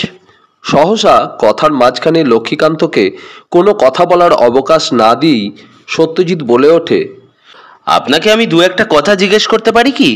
নিশ্চয়ই, বলুন কি জিজ্ঞেস করতে চান। লক্ষ্মীকান্ত পূর্ণ দৃষ্টিতে সকৌতুকে তাকালেন প্রশ্নকারী সত্যজিতের মুখের দিকে। আপনাদের ধারণাও বটে, এবং শুনলাম ময়নাতদন্তে প্রকাশ পেয়েছে যে চৌধুরী মশাইকে কেউ না কেউ হত্যাই করেছে, তাই না? হ্যাঁ, শ্বাসরোধ করে হত্যা করা হয়েছে। আচ্ছা, যেখানে মৃতদেহ পাওয়া গিয়েছিল তার আশেপাশে বা চৌধুরী মশাইয়ের দেহে ও জামা কাপড়ে এমন কোনো চিহ্ন কি পাওয়া গিয়েছে? অবশ্য একমাত্র ময়নাতদন্তের ফলাফল ছাড়া যার দ্বারা প্রমাণিত হয় যে তাকে শ্বাসরোধ করেই হত্যা করা হয়েছে। লক্ষ্মীকান্ত দারোগা এইসব খুন জখমের তদন্ত 20 বছর ধরে করছেন। বিভিন্ন প্রকৃতির লোকের সঙ্গেও তার পরিচয় ও কথাবার্তা হয়েছে, কিন্তু সত্যজিৎ যেভাবে তাকে প্রশ্নটা করল, ঠিক এই ধরনের প্রশ্ন যে ওই রকম জায়গা থেকে শুনতে পাবেন, এ যেন তার স্বপ্নেরও অতীত ছিল। বিস্মিত লক্ষ্মীকান্ত কিছুক্ষণ প্রশ্নকারীর মুখের দিকে তাকিয়ে প্রশ্ন করলেন, আপনি ঠিক কি জানতে চান সত্যজিৎ বাবু? জানতে চাই যে কি কি কারণে আপনারা এক্ষেত্রে যে চৌধুরী মশাইকে শ্বাসরোধ করে হত্যা করা হয়েছে তা স্থির সিদ্ধান্ত হয়েছেন। অবশ্য ময়নাতদন্তের রিপোর্ট ছাড়া, ময়নাতদন্তে যখন শ্বাসরোধ করা হয়েছে বলেই প্রমাণিত হয়েছে, তখন আবার কি প্রয়োজন বলুন? তা বটে। আচ্ছা, চৌধুরী মশাইয়ের গলায় কোনো দাগ বা চিহ্ন কি ছিল যার দ্বারা প্রমাণিত হয় যে তাকে? না, এমন কোনো চিহ্নই তার গলায় ছিল না। মৃতদেহের গায়ে কোনো জামা ছিল না শুনেছি। না, একটা চাদর জড়ানো ছিল মাত্র। কোনো স্ট্রাগল বা ধস্তাধস্তির চিহ্ন তার গায়ে পরিধেয় বস্ত্রে ছিল না। না। যেখানে মৃতদেহ পাওয়া যায় সেই আশেপাশের জমিতে কোনো চিহ্ন বা? না, তাও ছিল না। কোনো পদচিহ্ন? না। আচ্ছা, শুনেছি এক পাটি জুতো মৃতদেহের পায়েই ছিল আর অন্য পাটি জুতো কিছু দূরে ঘাসের উপর পড়েছিল। তাই?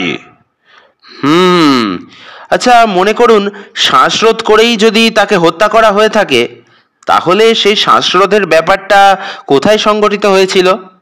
মানে সেইখানেই যেখানে মৃতদেহ পাওয়া যায়, না অন্য কোথাও হয়েছিল বলে আপনার ধারণা? এ তো সহজেই অনুমান করা যায়। নিশ্চয়ই সেই নন্দনকাননেই। কেন বলুন তো? লক্ষ্মীকান্ত এবারে যেন সত্যজিতের প্রশ্নে বেশ একটু বিরক্তই হয়েছেন। তার কণ্ঠস্বরেই বোঝা গেল, তাছাড়া আর কি? নইলে কি আপনার ধারণা শ্বাসরোধ করে তাকে হত্যা করে হত্যাকারী শেষে মৃতদেহটাকে এই দীর্ঘ পথ বহন করে নিয়ে এসেছে বোকার মতো? সম্ভবত সেটা হয়তো হত্যাকারী করেনি, কারণ সেটা বেশ কষ্টসাধ্য ব্যাপার। তবে আপনার রিপোর্ট শুনে মনে হচ্ছে সেই নন্দনকাননেই যে চৌধুরী মশাইকে হত্যা করা হয়েছে সেটাও বিশ্বাসযোগ্য বলে মনে হচ্ছে না। কেন বলুন তো? একটা ব্যঙ্গ ও তাচ্ছিল্য মিশ্রিত কৌতূহলের সঙ্গেই যেন লক্ষ্মীকান্ত সত্যজিতের মুখের দিকে তাকিয়ে প্রশ্নটা করলেন। কারণটা হয়তো চট করে আপনাকে এক্ষুনি বুঝিয়ে বলতে পারছি না, তবে সাধারণ বুদ্ধি যাকে আমরা কমন সেন্স বলি, তা থেকে মনে হয় যে মৃতদেহ ও তার চারপাশের যে বর্ণনা আপনারা দিচ্ছেন তাতে করে বরং উল্টোটাই মনে হয়। হত্যা করবার পর মৃতদেহকে সেখানে নিয়ে গিয়ে ফেলে রাখা হয়েছে। এবারে লক্ষ্মীকান্ত হেসে ফেললেন। চমৎকার যুক্তি আপনার মশাই। কে এমন আহাম্মক আছে বলুন তো যে হত্যা করবার পর মৃতদেহটাকে এতখানি রিস্ক নিয়ে এই নন্দনকাননের মধ্যে ফেলে রেখে আসবে? কাজ হাসিল করবার পর অকুস্থান থেকে খুনি যত তাড়াতাড়ি গা ঢাকা দিয়ে সরে যেতে পারে তাই তো সে চায়, এবং সেটাই এ যাবৎকাল স্বাভাবিক বলেই জেনে এসেছি মশাই। এ লাইনে একটা জীবনই তো কেটে গেল। আপনার ও কথায় যুক্তি আছে বই কি, তবে কি জানেন, আপনিও হয়তো শুনে থাকবেন, এমন বহু ক্ষেত্র দেখা গেছে যেখানে যে ধরনের রিস্কের কথা আপনি বলছেন সেই ধরনের প্রচুর রিস্ক থাকা সত্ত্বেও বিশেষ কোনো উদ্দেশ্যের বশবর্তী হয়েই অনেক সময় হত্যাকারী হত্যা করবার পর অকুস্থান হতে মৃতদেহ টেনে বা বহন করে নিয়ে গিয়ে দূরবর্তী কোনো স্থানে ফেলে রেখে এসেছে। দেখুন মশাই, আপনার সঙ্গে অত চুলচেরা তর্ক বিচার করবার মতো পর্যাপ্ত সময় আমার হাতে বর্তমানে নেই। আমি কেসের ইনভেস্টিগেশনের জন্য সবিতা দেবীকে কয়েকটা প্রশ্ন জিজ্ঞেস করতে চাই, একটু প্রাইভেটে। সুস্পষ্ট বিরক্তি ও কতকটা তাচ্ছিল্যই যেন ঝরে পড়ল লক্ষ্মীকান্তর কণ্ঠস্বরে এবার। কিন্তু সত্যজিৎ কোনো জবাব দেবার পূর্বেই সবিতা বলে উঠল, আমাকে যা আপনি জিজ্ঞাসা করতে চান লক্ষ্মীকান্ত বাবু, ওর সামনেই জিজ্ঞাসা করতে পারেন। আপনাকে তো একটু আগেই আমি বলেছি উনি বাবার বন্ধুপুত্র আর আমাদের আত্মীয়েরই মতো। না না, তার কোনো প্রয়োজন নেই সবিতা দেবী। বেশ তো, উনি যখন বিশেষ করে প্রাইভেটে আপনাকে কিছু প্রশ্ন জিজ্ঞেস করতে চান, আমি না হয় পাশের ঘরেই কিছুক্ষণের জন্য। সত্যজিৎ উঠে দাঁড়ালো, কিন্তু সবিতা দৃঢ় সংযত কণ্ঠস্বরে সহসা ও ফিরে দাঁড়ালো। না, আপনি যাবেন না মিস্টার রায়, এই ঘরেই থাকুন। ওকে জিজ্ঞাসা করতে দিন আপনার উপস্থিতিতেই উনি কি জানতে চান। সত্যজিৎ ও লক্ষ্মীকান্ত বাবু দুজনেই যেন বেশ একটু সবিতার আচরণে ও কণ্ঠস্বরে বিস্মিত হয়ে একই সময়ে যুগপৎ সবিতার মুখের দিকে তাকায়। সবিতা তার অর্ধসমাপ্ত কথাটা শেষ করে বলে, হ্যাঁ, যেহেতু বাবার এই হত্যা রহস্যের মীমাংসার জন্য ওর সাহায্য আর সহানুভূতিও যেমন আমার প্রয়োজন, তেমনি আপনার সাহায্য আর সহানুভূতিও আমার প্রয়োজন। এবং সেই কারণেই আমি চাই গোড়া থেকেই যেন আমাদের তিনজনের মধ্যে একটা সহজ বোঝাপড়া থাকে। ওহ, তা বেশ। সত্যজিৎ বাবু, আপনিও তাহলে বসুন। পূর্বের মতোই বিরক্তি মিশ্রিত কণ্ঠে লক্ষ্মীকান্ত বলে ওঠেন। সত্যজিৎ আবার পূর্বের আসনটিতে বসে পড়ল। শুনুন লক্ষ্মীকান্ত বাবু, আপনি জানেন যে আমার টাকার অভাব নেই। বাবার এই হত্যা রহস্যের মীমাংসার জন্য আপনাদের ব্রাঞ্চের কোনো বিশেষ অভিজ্ঞ নামকরা ব্যক্তিকেও যদি আনতে চান তা পারেন, তার যাবতীয় খরচও আমি দেব। বেশ তো, হ্যাঁ, আনন্দের কথা। তবে এক্ষেত্রে তাতেও কোনো সুরাহা হবে বলে তো আমার মনে হয় না। কেন বলুন তো? প্রশ্নটা করে সত্যজিৎ। আমারও তো মশাই 20 বছরের অভিজ্ঞতা এ লাইনে। খুনির ধরা ছোঁয়াও পাবেন না। ধরা ছোঁয়াও পাবো না? পাবেন কি করে? আমার যদ্দূর মনে হয় খুনি এক্ষেত্রে কোনো বাইরের লোক। এ বাড়ির কেউ তো নয়, এ শহরেরও কেউ নয়।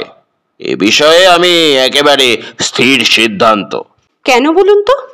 কারণ আগাগোড়া সমস্ত ব্যাপারটা পর্যালোচনা করে যাবতীয় সকলের জবানবন্দি নিয়ে এটা অন্তত বুঝতে পেরেছি যে হত্যাকারী এখানকার কেউ নয়। আপনি তাহলে বলতে চান বাইরের কেউ? প্রশ্ন করে সত্যজিৎ। নিশ্চয়ই।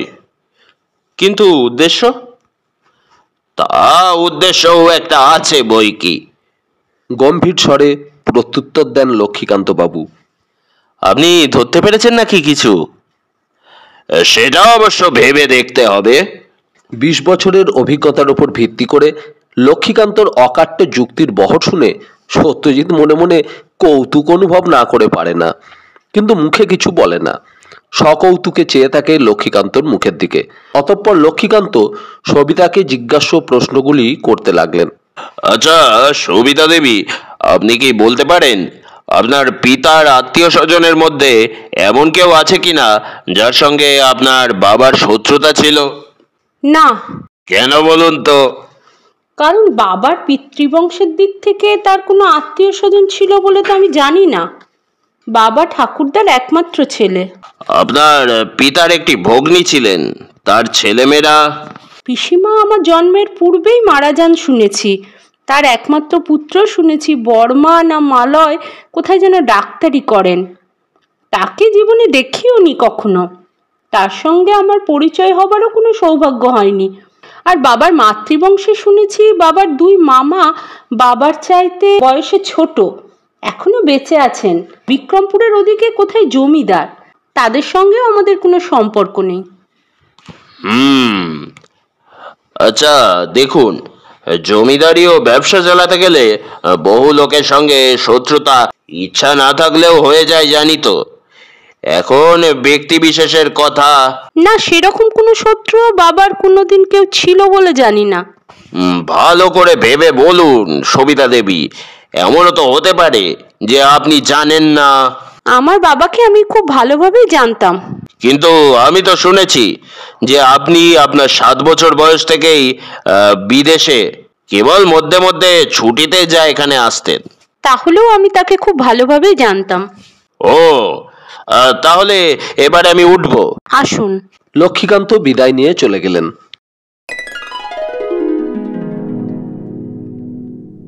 শ্মশান থেকে ফিরে সবিতা স্নান সেরে তার নিজের ঘরে শয্যার উপর গা এলিয়ে পড়েছিল।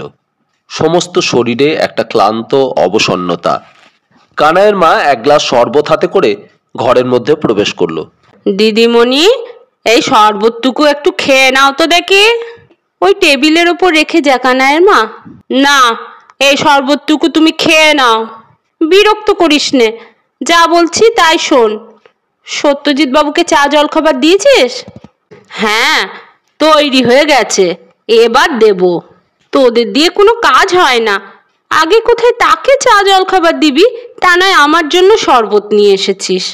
লজ্জিত কানাইয়ের মা শরবতের গ্লাসটা টেবিলের উপর নামিয়ে রেখে সত্যজিৎকে চা জল খাবার দেবার জন্য ঘর থেকে বের হয়ে গেল। সত্যজিৎ তার নির্দিষ্ট ঘরের মধ্যে জানলার ধারে একটা চেয়ার টেনে নিয়ে বাইরের অন্ধকারের দিকে চুপটি করে বসেছিল।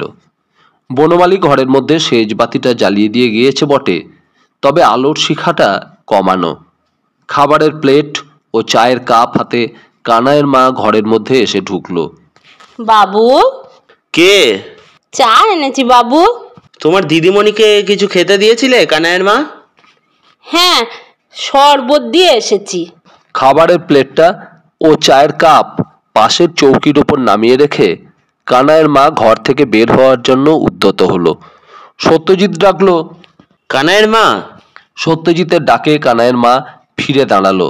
ওইখানে এসে বসো কানাইয়ের মা, তোমার সঙ্গে আমার কয়েকটা কথা আছে। সত্যজিতের আহ্বানে কানাইয়ের মা তার সামনে এসে নিঃশব্দে দাঁড়িয়ে থাকে। ওইখানে বসো। কানাইয়ের মা মাটিতেই বসলো। চায়ের কাপটা হাতে তুলে নিয়ে চুমুক দিতে দিতে বললে, তুমি তো এই বাড়িতে অনেক দিন ধরেই আছো শুনলাম, পুরনো লোক। দিদিমণির 23 বছর বয়স হলো। তা ধরো না গো, তারও 2 বছর আগে থেকে এই বাড়িতে আমি আছি বাবু। পুরনো লোক বই কি। আর দিদিমণিও তো শুনছি তোমারই কোলেপিঠে মানুষ। তাছাড়া আর কার, আমারই তো কোলে পিঠে দিদিমণি মানুষ হলো। আচ্ছা কানাইয়ের মা, তোমাদের দিদিমণির বাবা মানে কর্তাবাবু, তুমি তো জানো তাকে কেউ খুন করেছে। আহা, আর বলোনি গো বাবু, মেয়েটার যে কি দুঃখের কপাল। ওর মা আহা সাক্ষাৎ লক্ষ্মী ঠাকুর ছিলেন গো, স্বর্গের দেবী। মেয়েটার 4 বছর বয়সের সময় অগরে মারা গেল সেই হতচ্ছাড়া বাড়িতেই। কর্তা বাবু ওই বাড়িতেই মারা গেল অগরে। ওই বাড়িটাই অলক্ষণে বাবু। তোমার দিদিমণির মাও এই বাড়িতেই মারা গিয়েছিলেন নাকি? তাছাড়া আর কি, এই বাড়িতেই তো। কি হয়ে মারা যান তিনি? কাউকে বলোনি বাবু, কেউ জানে না। কর্তা বাবুর মানা ছিল, একদিন কাউকে বলিনি। তোমার দিদিমণিও জানেন না? না না, এক কর্তা বাবু জানতেন, আর জানতাম এই আমি। সত্যজিৎ কৌতূহলে উদ্গ্রীব হয়ে ওঠে। সবিতার মার মৃত্যুর মধ্যেও তাহলে একটা রহস্য রয়ে গিয়েছে। কেবল জমিদার মৃত্যুঞ্জয় চৌধুরীরই রহস্যময় মৃত্যু ঘটেনি। 19 বছর আগে সবিতার মার মৃত্যুর ব্যাপারেও এমনি কোনো রহস্য ছিল, এবং শুধু তাই নয়, উভয়েরই মৃত্যু এই একই বাড়িতে ঘটেছে। কানাইয়ের মা অনেক কথা জানে, হয়তো সে সব কথা জানতে পারলে বর্তমান রহস্যের উপর অনেকখানি আলোক সম্পাত হবে। সব গুছিয়ে কৌশলে কানাইয়ের মার কাছ থেকে জেনে নিতে হবে। কানাইয়ের মার কয়েকটি কথাতেই সত্যজিৎ বুঝেছিল, মেয়ে মানুষ হয়েও এতকাল একমাত্র জমিদার মৃত্যুঞ্জয় চৌধুরীর ভয়েই হয়তো কানাইয়ের মা সেসব গোপন কথা এতকাল কারো কাছে মন খোলসা করে বলতে সাহস পায়নি। অথচ ভিতরে ভিতরে যে কথাগুলো তার স্বাভাবিক নারী মনের বৃত্তিতে কারুর কাছে উগড়ে দেবার জন্য ছটফট করছে, সত্যজিতের কাছে তারই কিছু হয়তো হঠাৎ বলে ফেলেছে। সত্যজিতের ধারণা যে মিথ্যে নয় সেটা সে পর মুহূর্তে বুঝতে পারে কানাইয়ের মায়ের পরবর্তী কথায়। অনেক কথা বলে ফেলনু বাবু, কাউকে আবার যেন বলনি। কর্তা বাবু আজ আর বেঁচে নেই বটে, তবে ধম্মের ভয় তো আছে গো। হ্যাঁ, তা তো নিশ্চয়ই। তোমার কোনো ভয় নেই কানাইয়ের মা। আমি সব শুনেছি। তুমি এদের কত বড় আপনার লোক। দিদিমণির তুমি মায়ের সমান। দিদিমণি বলছিল তুমি তো তার মায়ের মতোই। তা বই কি বাবু। আনন্দে গদগদ হয়ে ওঠে কানাইয়ের মা। হাজার হলেও নারীর মন তো। সত্যজিতের কথাগুলো তার নারী চিত্তের ঠিক জায়গাটিতেই ঘা দিয়েছে। আমিও তো তাই বলি কানাইয়ের মা, পেটে ধরলেই কি কেবল মা হয়? দেখো, তোমরা যাই বলো, অপঘাতে বাবুর মৃত্যু হয়েছে। আমার কিন্তু ধারণা এ কোনো দুষ্ট লোকের কাজ। বাইরে এমন সময় বনমালীর কণ্ঠস্বর শোনা গেল। বলি, অ কানাইয়ের মা। কানাইয়ের মা তাকায় সত্যজিতের মুখের দিকে। হ্যাঁ, সব তোমাকে আমি বলবো, কিন্তু তার আগে তোমার কাছ থেকে আমার কতগুলো কথা জানা দরকার। আমি কি জানি বাবু? আজ রাত্রে খাওয়া দাওয়ার পর একবার আসতে পারো কানাইয়ের মা এ ঘরে? আমি আর তোমার দিদিমণি থাকবো, তোমার সঙ্গে কথা আছে। তার পারবনি কেন, আসবো ক্ষণ। বাইরে এমন সময় বনমালীর কণ্ঠস্বর শোনা গেল। কানাইয়ের মা, কোনটা গেলি? মুখ পোড়া বনমালী মিনছে আবার চেঁচাতে নেগেছে। যাই বাবু। বলি, কানাইয়ের মা, কানের মাথাটি খেয়ে বসে আছিস নাকি? রাতি কাটছিস না কেন রে বুড়ি? বলতে বলতে ঘরের মধ্যে বনমালীর আবির্ভাব। এই যে তুই এইখানটিতে বসে, ঠাকুর যে ওদিকে চেঁচায়ে মরছে, রান্না বান্না হবে না হবে নি? যাচ্ছি যাচ্ছি, চল। কানাইয়ের মা বনমালীকে সঙ্গে নিয়েই ঘর থেকে বের হয়ে গেল। সবিতা এসে কক্ষ মধ্যে প্রবেশ করলো। সত্যজিৎ বাবু, আসুন সবিতা দেবী। কানাইয়ের মা বুঝি বকর বকর করে আপনাকে বিরক্ত করছিল? সত্যজিৎ সবিতার কথায় মৃদু হাসল। না না, বরং আমি তাকে দিয়ে কথা বলাচ্ছিলাম। অমন কাজটিও করবেন না। একবার বকতে শুরু করলে ও আর থামতেই চায় না। বসুন মিস চৌধুরী। সবিতা একটা চেয়ার টেনে নিয়ে সত্যজিতের মুখোমুখি উপবেশন করলো। আপনি হয়তো জানেন না মিস চৌধুরী, অনেক সময় অবান্তর বাজে কথার মধ্যে থেকেই কাজের ও প্রয়োজনীয় কথা খুঁজে পাওয়া যায়। কিন্তু ওর যে 16 আনার মধ্যে 15.5 আনা কথাই অবান্তর। তা হোক, বুড়ি লোকটি ভালো। কি করে বুঝলেন? শুনুন মিস চৌধুরী, ওকে আজ রাত্রে এ ঘরে আসতে বলেছি। আরো বলেছি আমি ও আপনি এ ঘরে থাকবো। কেন বলুন তো? আচ্ছা, আপনি আপনার মায়ের মৃত্যুর ব্যাপারে কিছু জানেন? বিস্ময়ের সঙ্গে সবিতা সত্যজিতের মুখের দিকে তাকায়। কেন কথা জিজ্ঞাসা করছেন? কেন হঠাৎ? কানাইয়ের মা সে সম্পর্কে কিছু বলছিল নাকি? না, কিছু বলেনি বটে, তবে আমার মনে হয় কানাইয়ের মা হয়তো কিছু জানে। সবিতা প্রথমটায় একটু ইতস্তত করে, তারপর বলে, হ্যাঁ, আমিও একবার ছোটবেলায় কানাঘুষোয় মায়ের মৃত্যুর সঙ্গে কি একটা রহস্য জড়িয়ে আছে শুনেছিলাম বটে, তবে ডিটেলস কিছু জানি না।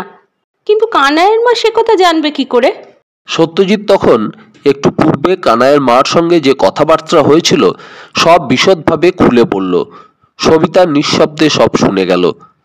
তাই আমি ঠিক করেছি যতটা পারি প্রশ্ন করে ওর কাছ থেকে আমাদের জেনে নিতে হবে।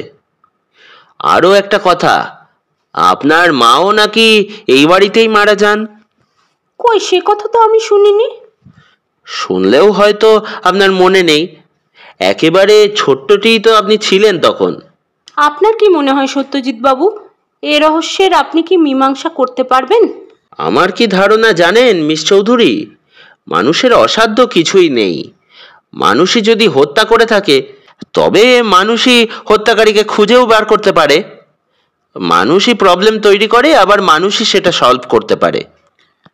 দীর্ঘ 19 বছর ধরে কানাইয়ের মা যে কথাগুলো একমাত্র চৌধুরী মশাইয়ের ভয়ে বুকের মধ্যে জমা করে রেখে দিয়েছিল, সেগুলো সত্যজিৎ ও সবিতার কাছে বলতে পেরে যেন হাঁপ ছেড়ে বাঁচল। দীর্ঘ 19 বছর আগেকার কাহিনী। সবিতার মা হেমপ্রভার শরীরটা কিছুদিন ধরে ভালো যাচ্ছিল না, তাই স্ত্রী হেমপ্রভা, ছোট 4 বছরের মেয়ে সবিতা ও কানাইয়ের মাকে নিয়ে প্রমোদ ভবনে 1 মাসের জন্য বিশ্রাম নিতে এলেন মৃত্যুঞ্জয় চৌধুরী।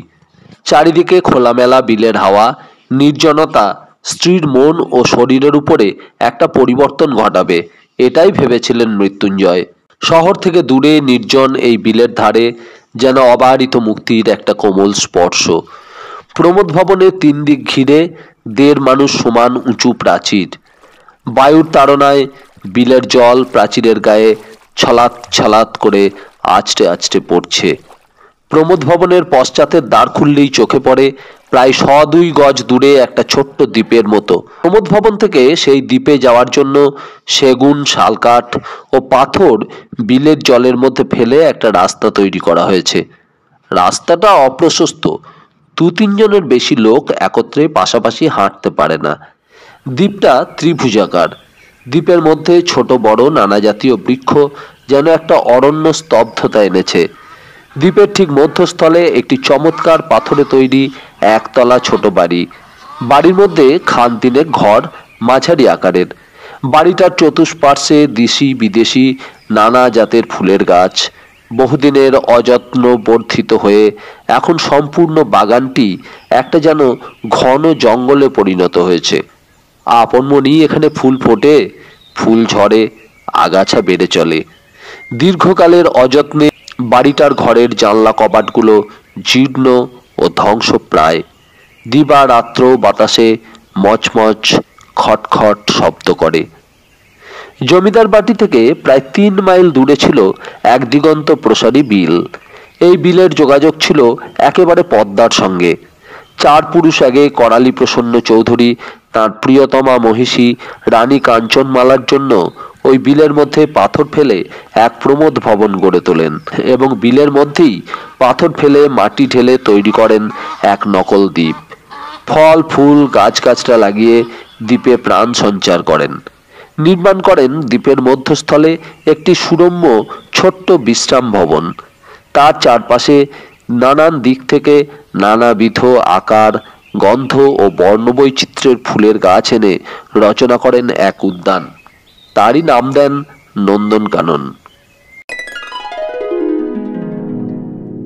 মৃত্যুঞ্জয় চৌধুরী যখন তার স্ত্রী হেমপ্রভাকে নিয়ে প্রমোদ ভবনে এলেন, বহুদিনের অবহেলায় ও অব্যবহার্যে এবং কালের নিষ্ঠুর আঘাতে আঘাতে প্রমোদ ভবন জীর্ণ ভগ্নপ্রায় এবং দ্বীপের মধ্যে নন্দনকানন জঙ্গলাকীর্ণ ও ভীষণ কালনাগের আবাসস্থল হয়ে উঠেছে।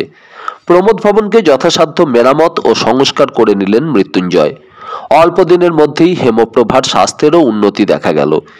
কিন্তু নিষ্ঠুর ভবিতব্য, যা মৃত্যুঞ্জয় চৌধুরীর জন্য অলক্ষ্যে অপেক্ষা করছিল, জীবনের সুধার পূর্ণ পাত্রটিকে সহসা ছিনিয়ে নিয়ে গেল। দাসী কানাইয়ের মা ও সবিতাকে নিয়ে রুগ্না হেমপ্রভা একটি কক্ষে শুতেন। পাশের ঘরেই শয়ন করতেন মৃত্যুঞ্জয়। কানাইয়ের মার নিদ্রারোগটা চিরদিনই একটু বেশি। একদিন সকালে কানাইয়ের মার ডাকাডাকি ও চেঁচামেচিতে মৃত্যুঞ্জয় চৌধুরী ঘুম ভেঙে জানলেন হেমপ্রভাকে বাড়ির মধ্যে কোথাও খুঁজে পাওয়া যাচ্ছে না। হন্তদন্ত হয়ে মৃত্যুঞ্জয় ঘরের মধ্যে এসে প্রবেশ করলেন। শয্যার উপরে তখনও 4 বছরের শিশুকন্যা সবিতা অঘরে ঘুমিয়ে আছে। মাকে যে আর পাওয়া যাচ্ছে না তার কিছুই সে জানে না। বাড়ির অন্যান্য ভৃত্যরা তখনও সকালে ঘুম ভেঙে ওঠেনি। মৃত্যুঞ্জয় চৌধুরী যেন পাগলের মতো হয়ে গেলেন। কোথায় গেল হেমপ্রভা কাউকে কিছু না জানিয়ে?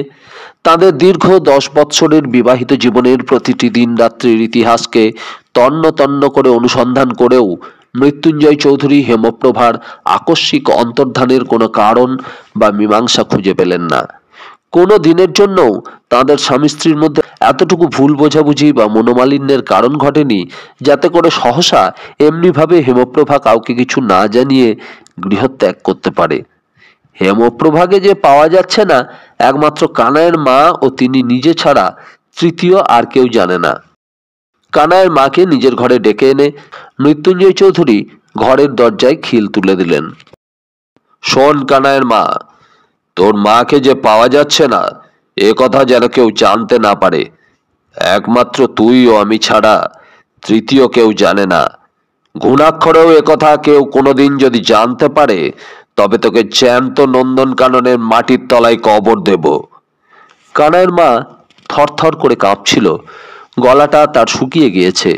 কোনো মতে একটা ঢোক গিলে শুষ্ক নিম্ন কণ্ঠে বললে, মরে গেলেও কেউ জানতে পারবে নি বাবু।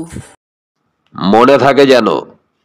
হ্যাঁ দেখ, আজই রাতে আমি সবিতাকে নিয়ে কাশি যাব, তুইও আমার সঙ্গে যাবি। নিচের ঠাকুর চাকর কেউ যেন ওপরে না আসে। বলবি তোর মার কাল রাত থেকে অসুখের খুব বাড়াবাড়ি হয়েছে। বাড়ির সকলেই জানলো গত রাত থেকে হেমপ্রভা হঠাৎ অসুস্থ হয়ে পড়ায় এখন খুব খারাপ অবস্থা চলছে। আজ রাত্রি জমিদার বাবু অসুস্থা স্ত্রী কন্যা সবিতা ও কানাইয়ের মাকে সঙ্গে নিয়ে চিকিৎসার জন্য কলকাতায় যাচ্ছেন। স্ত্রীর অসুখের সংবাদ দিয়ে মৃত্যুঞ্জয় চৌধুরী রাত 11টায় স্টেশনে যাবার জন্য দুখানা পালকির ব্যবস্থা করতে বললেন নায়েবকে। রাত 2টোর গাড়িতে তিনি সস্ত্রী কলকাতায় যাবেন। নায়েব বসন্ত সেনকে আদেশ দিয়ে মৃত্যুঞ্জয় চৌধুরী আবার দোতলায় চলে গেলেন। সমস্ত দিন বাড়িটা অসহ্য নিস্তব্ধতায় থমথম করতে লাগলো, যেন একটা ভয়াবহ সতর্ক বাণী বাড়ির লোকজনদের বিভীষিকার মতো ঘিরে রইল। সমস্ত বাড়িটার মধ্যে কোথাও এতটুকু কোনো শব্দ নেই, এমনকি ছোট মেয়ে সবিতার কণ্ঠস্বরটা পর্যন্ত একবারের জন্যও শোনা গেল না। নিচের তলায় ঠাকুর চাকর দাসীর দল কেবল সপ্রশ্ন দৃষ্টিতে ওর মুখ চাওয়াচাই করতে লাগলো। রাত 11টার সময় একখানা পালকি বেহারারা ওপরে নিয়ে গেল এবং আধ ঘন্টা বাদে কাহার বাহিত কবাট বন্ধ করা পালকির পিছনে পিছনে ঘুমন্ত সবিতাকে বুকে নিয়ে মৃত্যুঞ্জয় চৌধুরী নেমে এলেন। তার পশ্চাতে নেমে এলো কানাইয়ের মা। কানাইয়ের মা সবিতাকে নিয়ে অন্য খালি পালকিটায় গিয়ে উঠে বসলো। ঘোড়ায় জিন দেওয়া ছিল। নিঃশব্দে রাত্রির অন্ধকারে পালকি দুটো প্রমোদ ভবনের গেট দিয়ে বের হয়ে গেল। পশ্চাতে ঘোড়ার ওপর সওয়ার হয়ে পালকি দুটোকে অনুসরণ করলেন জমিদার মৃত্যুঞ্জয় চৌধুরী। মাথার উপরে নক্ষত্রখচিত রাতের কালো আকাশ কেমন বোবা দৃষ্টিতে তাকিয়ে রইল, আর বৌরানীর বিলের ধারে ঝাউ গাছগুলো নিঃশব্দ অন্ধকারে সকরুণ একটা দীর্ঘশ্বাস যেন সেই বোবা আকাশের গায়ে ছড়িয়ে দিতে লাগলো।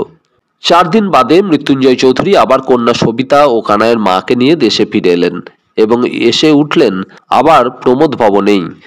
লোকে জানলো কলকাতাতেই হেমপ্রভার মৃত্যু হয়েছে।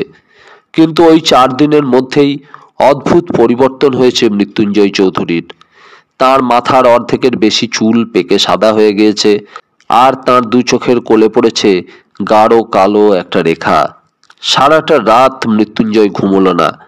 নিঃশব্দে রাতের অন্ধকারে ভূতের মতো প্রমোদ ভবনের কক্ষে কক্ষে, ছাতে ও বারান্দার অলিন্দে ঘুরে ঘুরে বেড়ান।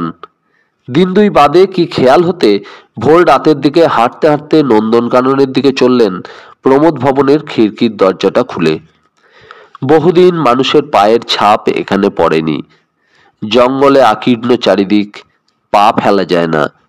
হঠাৎ সেই নন্দনকাননের মধ্যে ঘুরতে ঘুরতে প্রকাণ্ড এক বকুল গাছের তলায় এসে হঠাৎ ভূত দেখার মতোই যেন চমকে থমকে দাঁড়িয়ে গেলেন।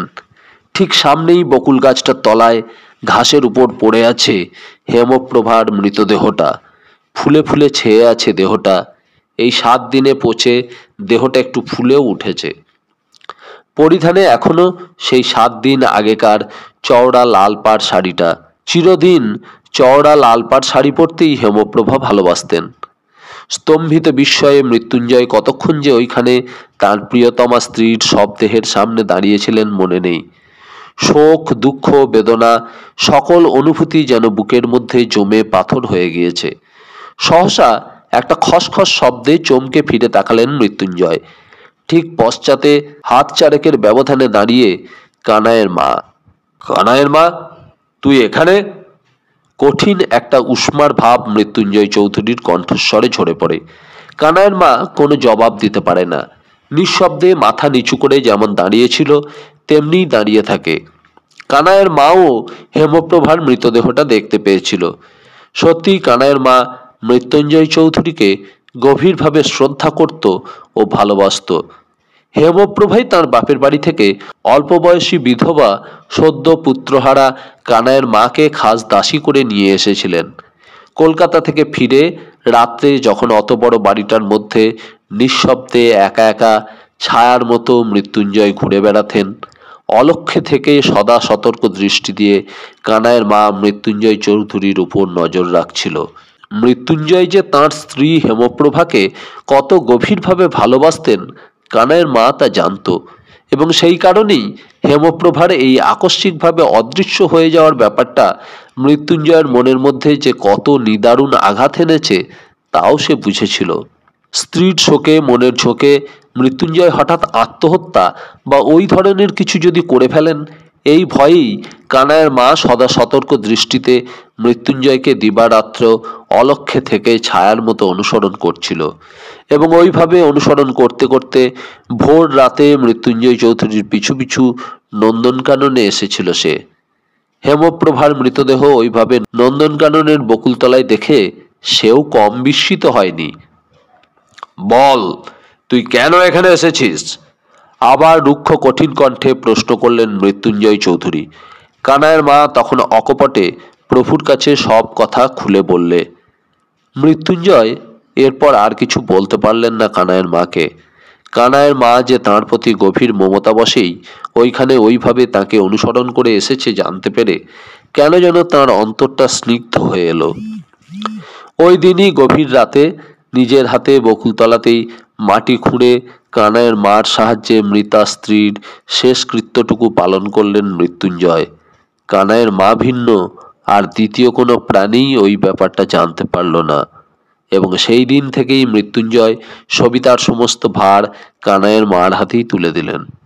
আর কানাইয়ের মাকে বিশেষ করে সাবধান করে দিলেন, লোকে যেমন জেনেছে যে হেমপ্রভার কলকাতাতেই রোগে মৃত্যু হয়েছে তাই যেন জানে, এর বেশি কেউ যেন কিছু না জানতে পারে। মৃত্যুঞ্জয় জমিদার ভবনে আর ফিরে গেলেন না। প্রমোদ ভবনকেই আরো ভালো করে সংস্কার করে নিয়ে স্থায়ীভাবে বসবাস শুরু করে দিলেন। আর কেউ না জানলেও কানাইয়ের মা জানত। প্রায়ই গভীর রাত্রে জমিদার মৃত্যুঞ্জয় চৌধুরী নন্দনকাননে গিয়ে অন্ধকারে বকুলতলায় ঘুরে ঘুরে বেড়ান। প্রিয়তম স্ত্রীকে যেখানকার মাটিতে শেষ শয়ানে শুইয়ে রেখেছিলেন সেখানকার মাটিই যেন তাকে অন্ধকার নিঝুম রাতে হাতছানি দিয়ে ডাকত।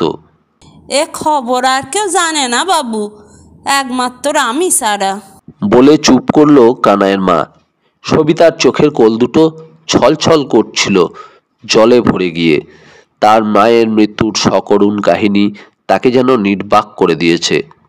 এদিকে রাত্রি প্রায় শেষ হয়ে এসেছিল। রাত্রি শেষের ঠান্ডা হাওয়া ঝিরঝির করে খোলা জানলা পথে কক্ষ মধ্যে এসে প্রবেশ করছিল।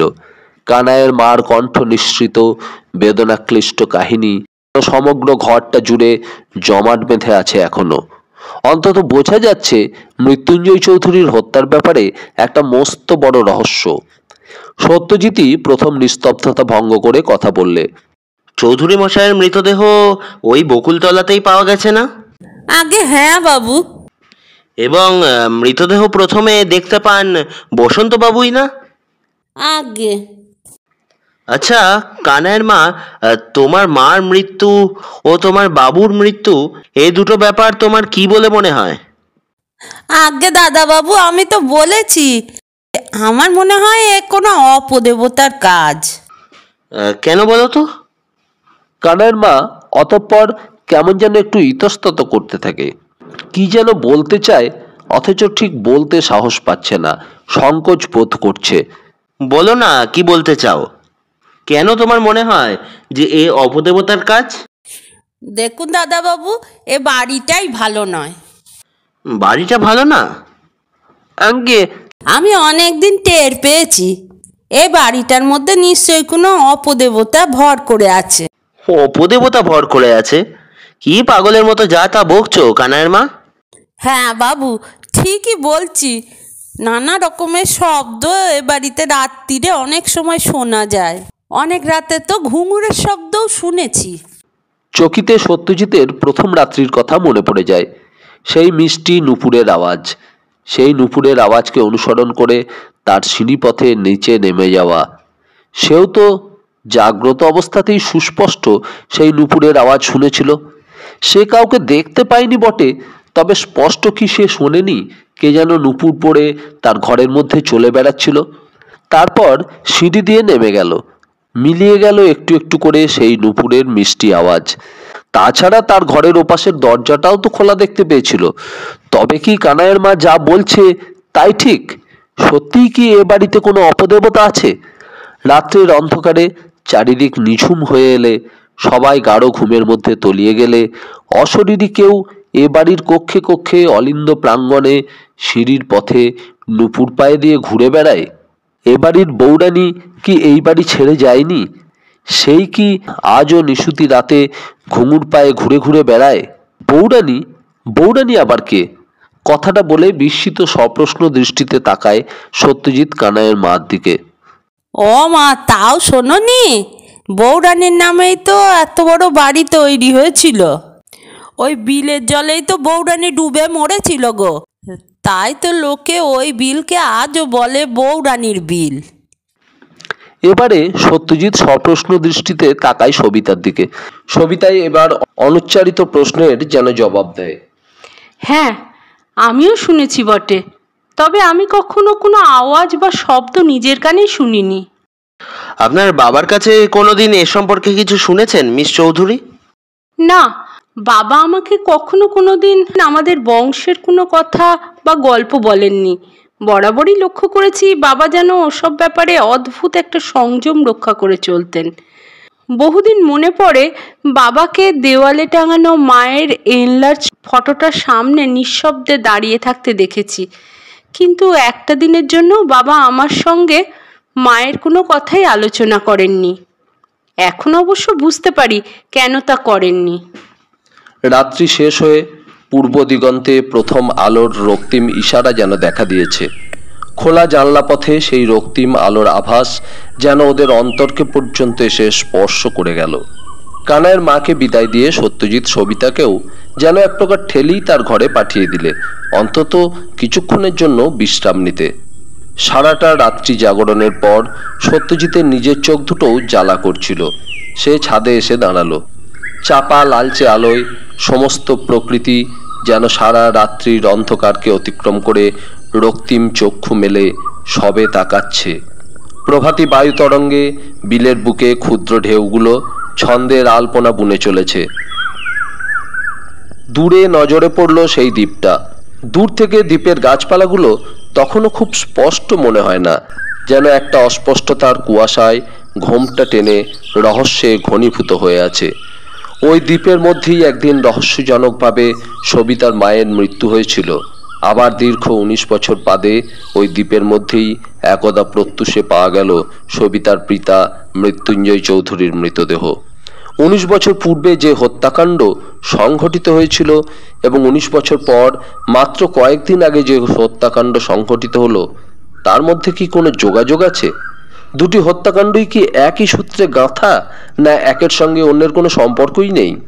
ক্ষণ পূর্বে কানাইয়ের মার বর্ণিত অতীতের সুদীর্ঘ কাহিনী থেকে এটুকু অন্তত বোঝা যাচ্ছে মৃত্যুঞ্জয় চৌধুরীর হত্যার ব্যাপারে একটা মস্ত বড় রহস্য জড়িয়ে আছে, এবং যে রহস্যের মূলটা হয়তো বহুদূর পর্যন্ত বিস্তৃত। কিন্তু কে করবে সেই অতীতের জবনিকাকে উত্তোলন? কেমন করে উদ্ঘাটিত হবে সত্যিই কোনো অতীত রহস্য যদি এই হত্যাকাণ্ডের মূলে থাকে সেই অবশ্য প্রয়োজনীয় সত্যটুকু? অতীতের কথা কানাইয়ের মা যতটুকু জানতো বলেছে। আর এ বাড়িতে বহুদিনকার পুরাতন লোক কে আছে? বনমালী। আর আছেন এদের নায়েব বসন্ত সেন। কিন্তু বসন্ত সেনের মুখ থেকে কি কোনো কথা বের করা যাবে? বিশেষ করে পরশু রাত্রের আলোচনার ব্যাপারে তিনি যেন একটু তার উপর অসন্তুষ্টই হয়েছেন বলে ওর ধারণা। এক্ষেত্রে কোনো কথাই হয়তো তিনি বলবেন না। কিন্তু কেনই বা বলবেন না? পরক্ষণেই মনে হয় কথাটা সত্যজিতের। তার উপরে অসন্তুষ্ট হয়েছেন তো কি? মৃত্যুঞ্জয় চৌধুরীর হত্যার ব্যাপারে তাঁরও তো কম ইন্টারেস্ট থাকার কথা নয়। আর কেবল ইন্টারেস্টই বা কেন, কর্তব্যও তো একটা আছে। এবং সব কিছুর উপরে নায়েব বসন্ত সেনের এ বাড়ির সঙ্গে সম্পর্কটা। আত্মীয়, বন্ধু বা অভিভাবক বলতে সবিতা দেবীর একমাত্র উনি, বসন্ত সেন। নিকটতম আত্মীয়ের পর্যায়ে আজ উনি সবিতা দেবীর কাছে।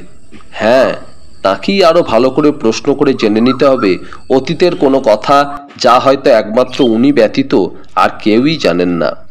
তাছাড়া একবার ঘুরে দেখে আসতে হবে বৌরানীর বিলের ওই দ্বীপটি। ওই দ্বীপটিই হচ্ছে সেই অকুস্থান। মনের মধ্যে সহসা কেমন যেন একটা অদ্ভুত প্রেরণা ওই মুহূর্তেই অনুভব করে সত্যজিৎ। বৌরানীর বিলের ওই দ্বীপটা যেন অদ্ভুতভাবেই ওর মনকে আকর্ষণ করতে থাকে। সত্যজিৎ আর দেরি করে না। মস্ত বড় একটা প্রাঙ্গণ পার হয়ে একটা সরু অন্ধকার অলিন্দ মতো, সেই অলিন্দেরই শেষ প্রান্তেই যে দরজাটা, সেটা খুলতেই সত্যজিতের চোখে পড়ল বিলের জলে বড় বড় পাথর ফেলে মাটি ও কাঁকড় বিছিয়ে পায়ে চলা রাস্তাটা বরাবর দ্বীপের সঙ্গে গিয়ে সংযুক্ত হয়েছে। এটি যেন প্রমোদ ভবন ও দ্বীপের সংযুক্ত একটি সেতু। রাস্তাটি জল থেকে মাত্র হাতখানেক উঁচু, বড় বড় পাথর দিয়ে বাঁধানো, দুদিকটা ক্রমশ ঢালু হয়ে জলের মধ্যে নেমে গিয়েছে।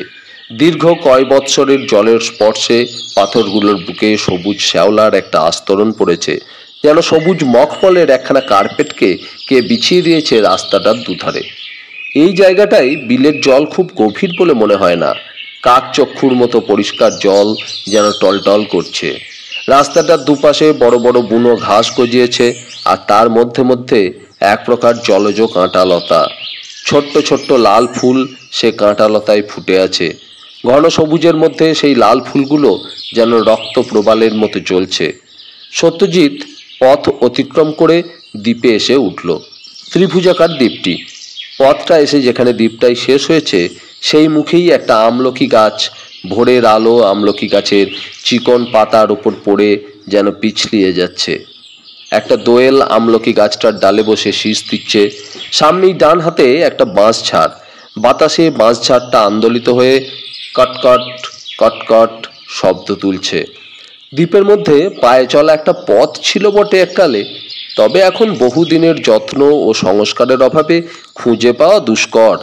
ঘন আগাছায় সে পথের চিহ্ন মাত্রও খুঁজে পাওয়া যায় না। চারিদিকে ঘন সন্নিবেশিত গাছপালা অদ্ভুত একটা আলো ছায়ার রহস্য দিয়ে ঘেরা। মধ্যে মধ্যে বায়ুর তাড়নায় বৃক্ষের পত্র ডালপালা আন্দোলিত হয়ে রহস্যময় এক শব্দ তরঙ্গের সৃষ্টি করেছে। মনে হয় কারা যেন চাপা গলায় ফিস ফিস করে কি বলতে চায়। অদ্ভুত একটা শিহরণ সর্বাঙ্গে অনুভব করে সত্যজিৎ। অস্পষ্ট অনুচ্চারিতকার সাবধান বাণী যেন বলছে, এগিও না, এগিও না, ওখানে মৃত্যু, ওখানে বিভীষিকা। তবু এগিয়ে চলে সত্যজিৎ। আরও কিছুটা অগ্রসর হবার পর গাছপালার ফাঁকে ফাঁকে নজরে পড়ে দ্বীপের মধ্যস্থিত বিরাম কুটির। কুটিরের ঠিক পশ্চাতেই একটা প্রকাণ্ড বকুল বৃক্ষের তলায় এসে থমকে দাঁড়িয়ে গেল সত্যজিৎ। এই সেই বকুল বৃক্ষ। এরই তলায় 19 বছর আগে একদিন নিরুদ্দিষ্টা হেমপ্রভার গলিত মৃতদেহটা মৃত্যুঞ্জয় চৌধুরী দেখতে পেয়ে থমকে দাঁড়িয়েছিলেন বিস্ময়ে নির্বাক হয়ে। আর দীর্ঘ 19 বছর পরে মাত্র 7 দিন আগে এই বকুল বৃক্ষের তলাতেই নায়েব বসন্ত সেন মৃত্যুঞ্জয় চৌধুরীর মৃতদেহটা দেখতে পেয়েছিলেন। তিনিও কি বিস্ময়ে নির্বাক হয়েছিলেন? আশ্চর্য, 19 বছরের হলেও এই একই বৃক্ষতলে স্বামী ও স্ত্রীর মৃতদেহ আবিষ্কৃত হয়েছে। ভাগ্যের কি নিষ্ঠুর নির্মম পরিহাস। ময়নাতদন্তের রিপোর্ট থেকে জানা গিয়েছে মৃত্যুঞ্জয় চৌধুরীর শ্বাসরোধ করে মৃত্যু ঘটানো হয়েছে। পরিষ্কার সহজ কথায় তাকে হত্যা করা হয়েছে। কে হত্যা করলো এমন করে স্বামী ও স্ত্রী মৃত্যুঞ্জয় চৌধুরী ও হেমপ্রভাকে? একই লোকের হাতে কি স্বামী স্ত্রী দুজনই নিহত হয়েছেন? কিন্তু এই বা কেমন? একই দিনে তো সেই সময় দুজনকেই হত্যা করা চলতে পারত। একজনকে হত্যা করার দীর্ঘ 19 বছরের ব্যবধানে আর একজনকে হত্যা করার কারণটা কি? প্রয়োজন কি ছিল এই দীর্ঘ 19 বছর ধরে প্রতীক্ষা করবার? তবে কি একই হত্যাকারী দুজনকে হত্যা করেনি? দুজন হত্যাকারী দুজনকে হত্যা করেছে। হত্যাকারী দুজন। হত্যার কারণ উভয় ক্ষেত্রেই কি এক না বিভিন্ন? বিভিন্ন কারণ হলেও অকুস্থান সেই বকুল বৃক্ষতল হলো কেন? একটার পর একটা চিন্তা সত্যজিতের মাথার মধ্যে পাক খেয়ে খেয়ে ফিরতে লাগলো। দুটি হত্যাই একই সূত্রে গাঁথা, না একটির সঙ্গে অন্যটির আদৌ কোনো সম্পর্ক নেই, সম্পূর্ণ বিভিন্ন, কেবল ঘটনাচক্রে দুটি হত্যাকাণ্ডের মধ্যে একটা অদ্ভুত পারম্পর্য এসে গিয়েছে মাত্র। জট পাকিয়ে গিয়েছে দুটি হত্যা রহস্য একত্রে। হত্যা রহস্য দুটো যতই পাক খেয়ে খেয়ে জট পাকিয়ে তোলে, সত্যজিতের মনের মধ্যে কেমন যেন একটা জিদ চেপে যায়। মীমাংসায় যতই সুদূর পরাহত বলে মনে হয়, মনের মধ্যে ততই যেন আরও তীব্র করে ও একটা রহস্যের হাতছানি অনুভব করে। কানাইয়ের মা যে বলতে চায় এর মধ্যে কোনো অপদেবতার কাণ্ড কারখানা আছে, তাও বিশ্বাস করে না এবং যুক্তি দিয়ে মানতেও পারে না। অশিক্ষিতা কানাইয়ের মার কাছে যেটা সম্ভবপর বলে মনে হয়েছে, সত্যজিতের কাছে সেটা একেবারে সম্ভবপর বলে মনে হয় না। মনে হয় একটিবার কলকাতায় যেতে পারলে বোধহয় ভালো হতো। সেখানে গিয়ে কোনো ভালো ডিটেকটিভের সন্ধান করে তাকে যদি এই কাজে নিযুক্ত করা যেত, হয়তো সহজেই এই রহস্যের মীমাংসায় পৌঁছানো যেত। ভাবতে ভাবতে সত্যজিৎ দ্বীপের মধ্যে ঘুরে বেড়াতে থাকে। দ্বীপের মধ্যে যে বিরাম কুঠির, সেটা একতলা পাকা বাড়ি। রৌদ্র বৃষ্টি দীর্ঘদিন ধরে বাড়িটাকে পুড়িয়েছে ও ভিজিয়েছে। বাড়িটার আসল রং কবে পুড়ে ঝলসে ধুয়ে মুছে গিয়েছে। দেয়ালের গায়ে ছাদের কার্নিশে ধরেছে ফাটল, আর সেই ফাটলের মধ্যে নির্বিবাদে বেড়ে উঠেছে বট অশ্বত্থের গাছগুলো। জানলার কবাটগুলো কোনোটা কবজার সঙ্গে ঝুলছে, কোনোটার একটা পাল্লা বন্ধ করা, কোনোটার দুটো পাল্লাই হা হা করছে খোলা। মধ্যে মধ্যে হাওয়ায় মরিচা ধরা কবজার ক্যাঁচ ক্যাঁচ শব্দ শোনা যায়। রং চটে গিয়েছে। চারিদিকেই একটা হতশ্রী অযত্ন অবহেলার ছবি। বাড়িটার চতুষ্পার্শ্বে এককালে যে চমৎকার একটি ফুলের বাগান ছিল, বিগত দিনের সেই সৌন্দর্য সৃষ্টির ক্ষয়িষ্ণু চিহ্ন আজও চারিদিকে ছড়িয়ে আছে, দৈন্য অবহেলায় বুনো আগাছায় সমাকীর্ণ হয়ে। সেই গোলাপ গন্ধরাজ জুঁই চামেলির সমারোহে কাঁটালতা ও বুনো ফুলের পর্যাপ্ততায় লজ্জায় যেন মুখ ঢেকেছে। এই হয়তো সেই চৌধুরীদের নন্দনকানন। চৌধুরী বাড়ির আদরিণী বিলাসী বধূদের অলক্ত রাগরঞ্জিত চরণের নুপুর নিক্কণে অতীতে হয়তো একদিন এই নন্দনকানন শব্দ মুখরিত হয়ে উঠত। অন্তঃপুরের সলজ্জ বধূটি হয়তো এখানে আপন খেয়াল খুশিতে অবাধ স্বচ্ছন্দ গতিতে ঘুরে বেরিয়েছে।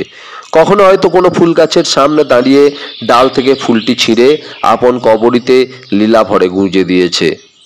আজ তারা কোথায়? এই ভগ্ন বিরাম কুটিরের কক্ষের বায়ুতরঙ্গে কি তাদের দীর্ঘশ্বাস শোনা যায়? সম্মুখে ছোট্ট অপরিসর একটি বারান্দা, এবং বারান্দার সামনেই পরপর তিনখানা ঘর। পরপর তিনটি ঘরের মধ্যেই গিয়ে প্রবেশ করলো সত্যজিৎ। ঘরের মেঝেতে এক পর্দা ধুলো জমে আছে। কতদিন এখানে মানুষের পদচিহ্ন পড়েনি কে জানে।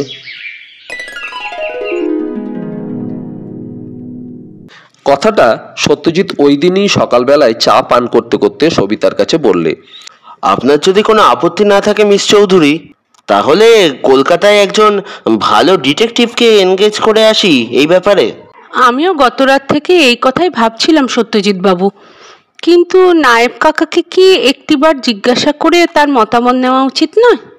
সত্যজিৎ সবিতার প্রশ্নের জবাবে বলতে যাচ্ছিল নিশ্চয়ই তাকে অবশ্যই একবার জিজ্ঞাসা করতে হবে বই কি, কিন্তু তার পূর্বেই ঘরের দরজার উপরে নায়েব মশাইয়ের কণ্ঠস্বর শোনা গেল। কিসের মতামত মা সবি? উভয়ই চমকে ফিরে তাকালো। পায়ে হরিণের চামড়ার চটি জুতো পরা থাকা সত্ত্বেও ইতিমধ্যে কখন এক সময় নিঃশব্দ পদসঞ্চারে নায়েব বসন্ত সেন একেবারে ঘরের মধ্যে এসে দাঁড়িয়েছেন এবং ওদের পরস্পরের আলোচনার শেষ কথাগুলো শুনতে পেয়েছেন। এরা টেরও পায়নি। এই যে নায়েব কাকা, আসুন। সবিতাই আহ্বান জানালো।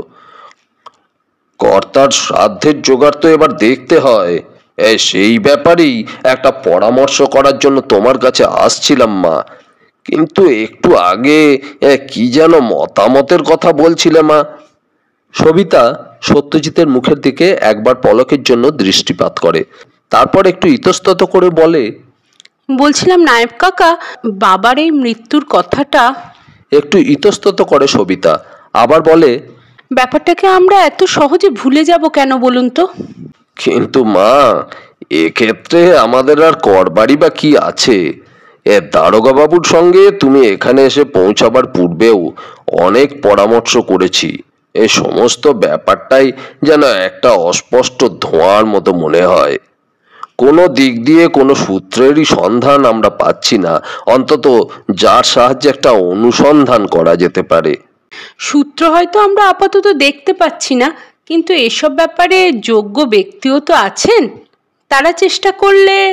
সবিতার কথায় বিস্মিত দৃষ্টিতে তাকালেন নায়েব বসন্ত সেন ওর মুখের দিকে।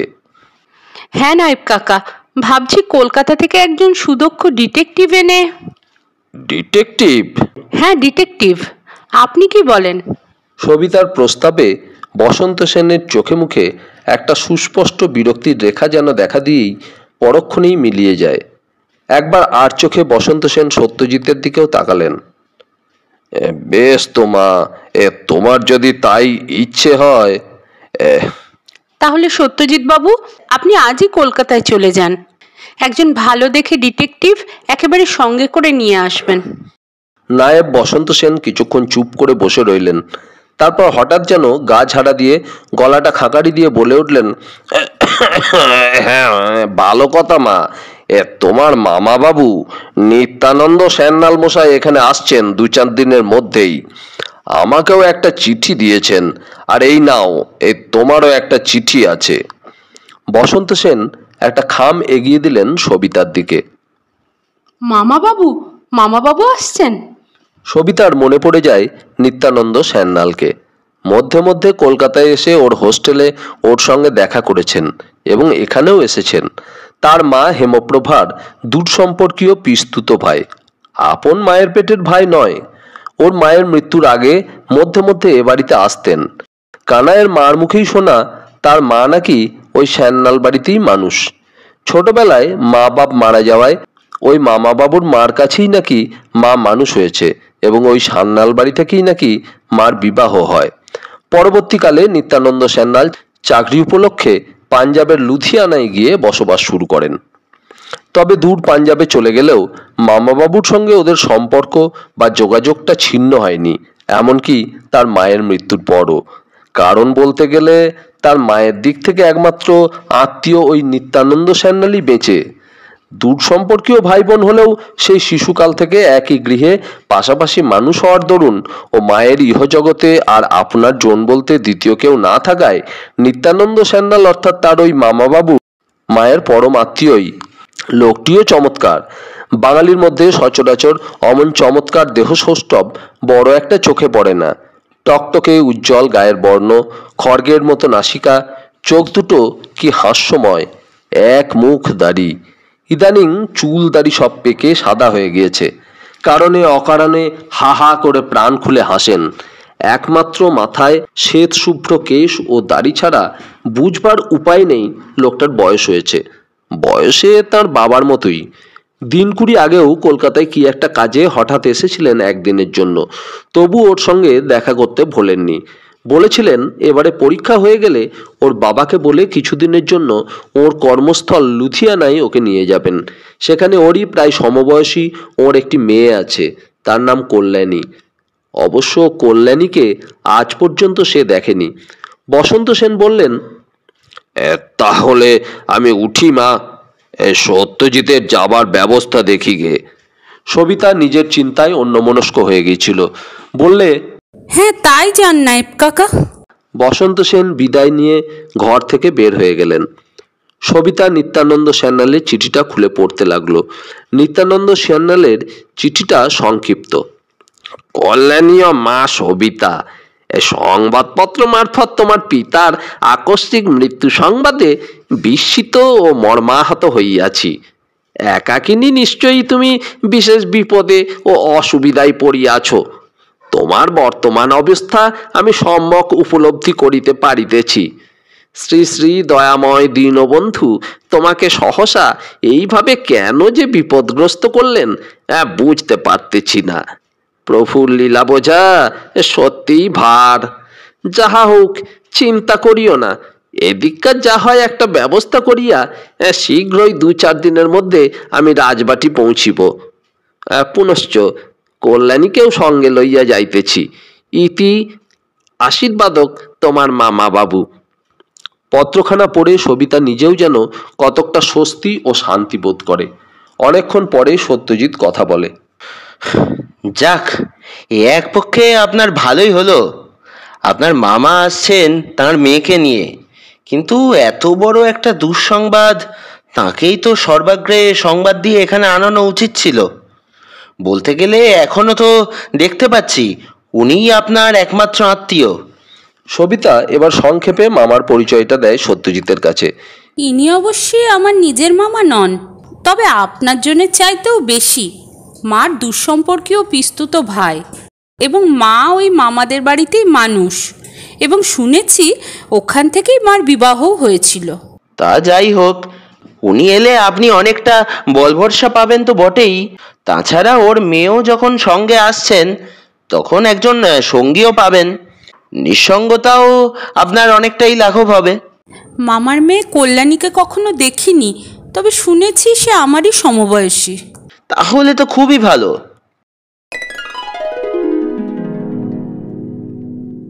ওই দিন রাত্রের গাড়িতে সত্যজিৎ কলকাতায় চলে গেল।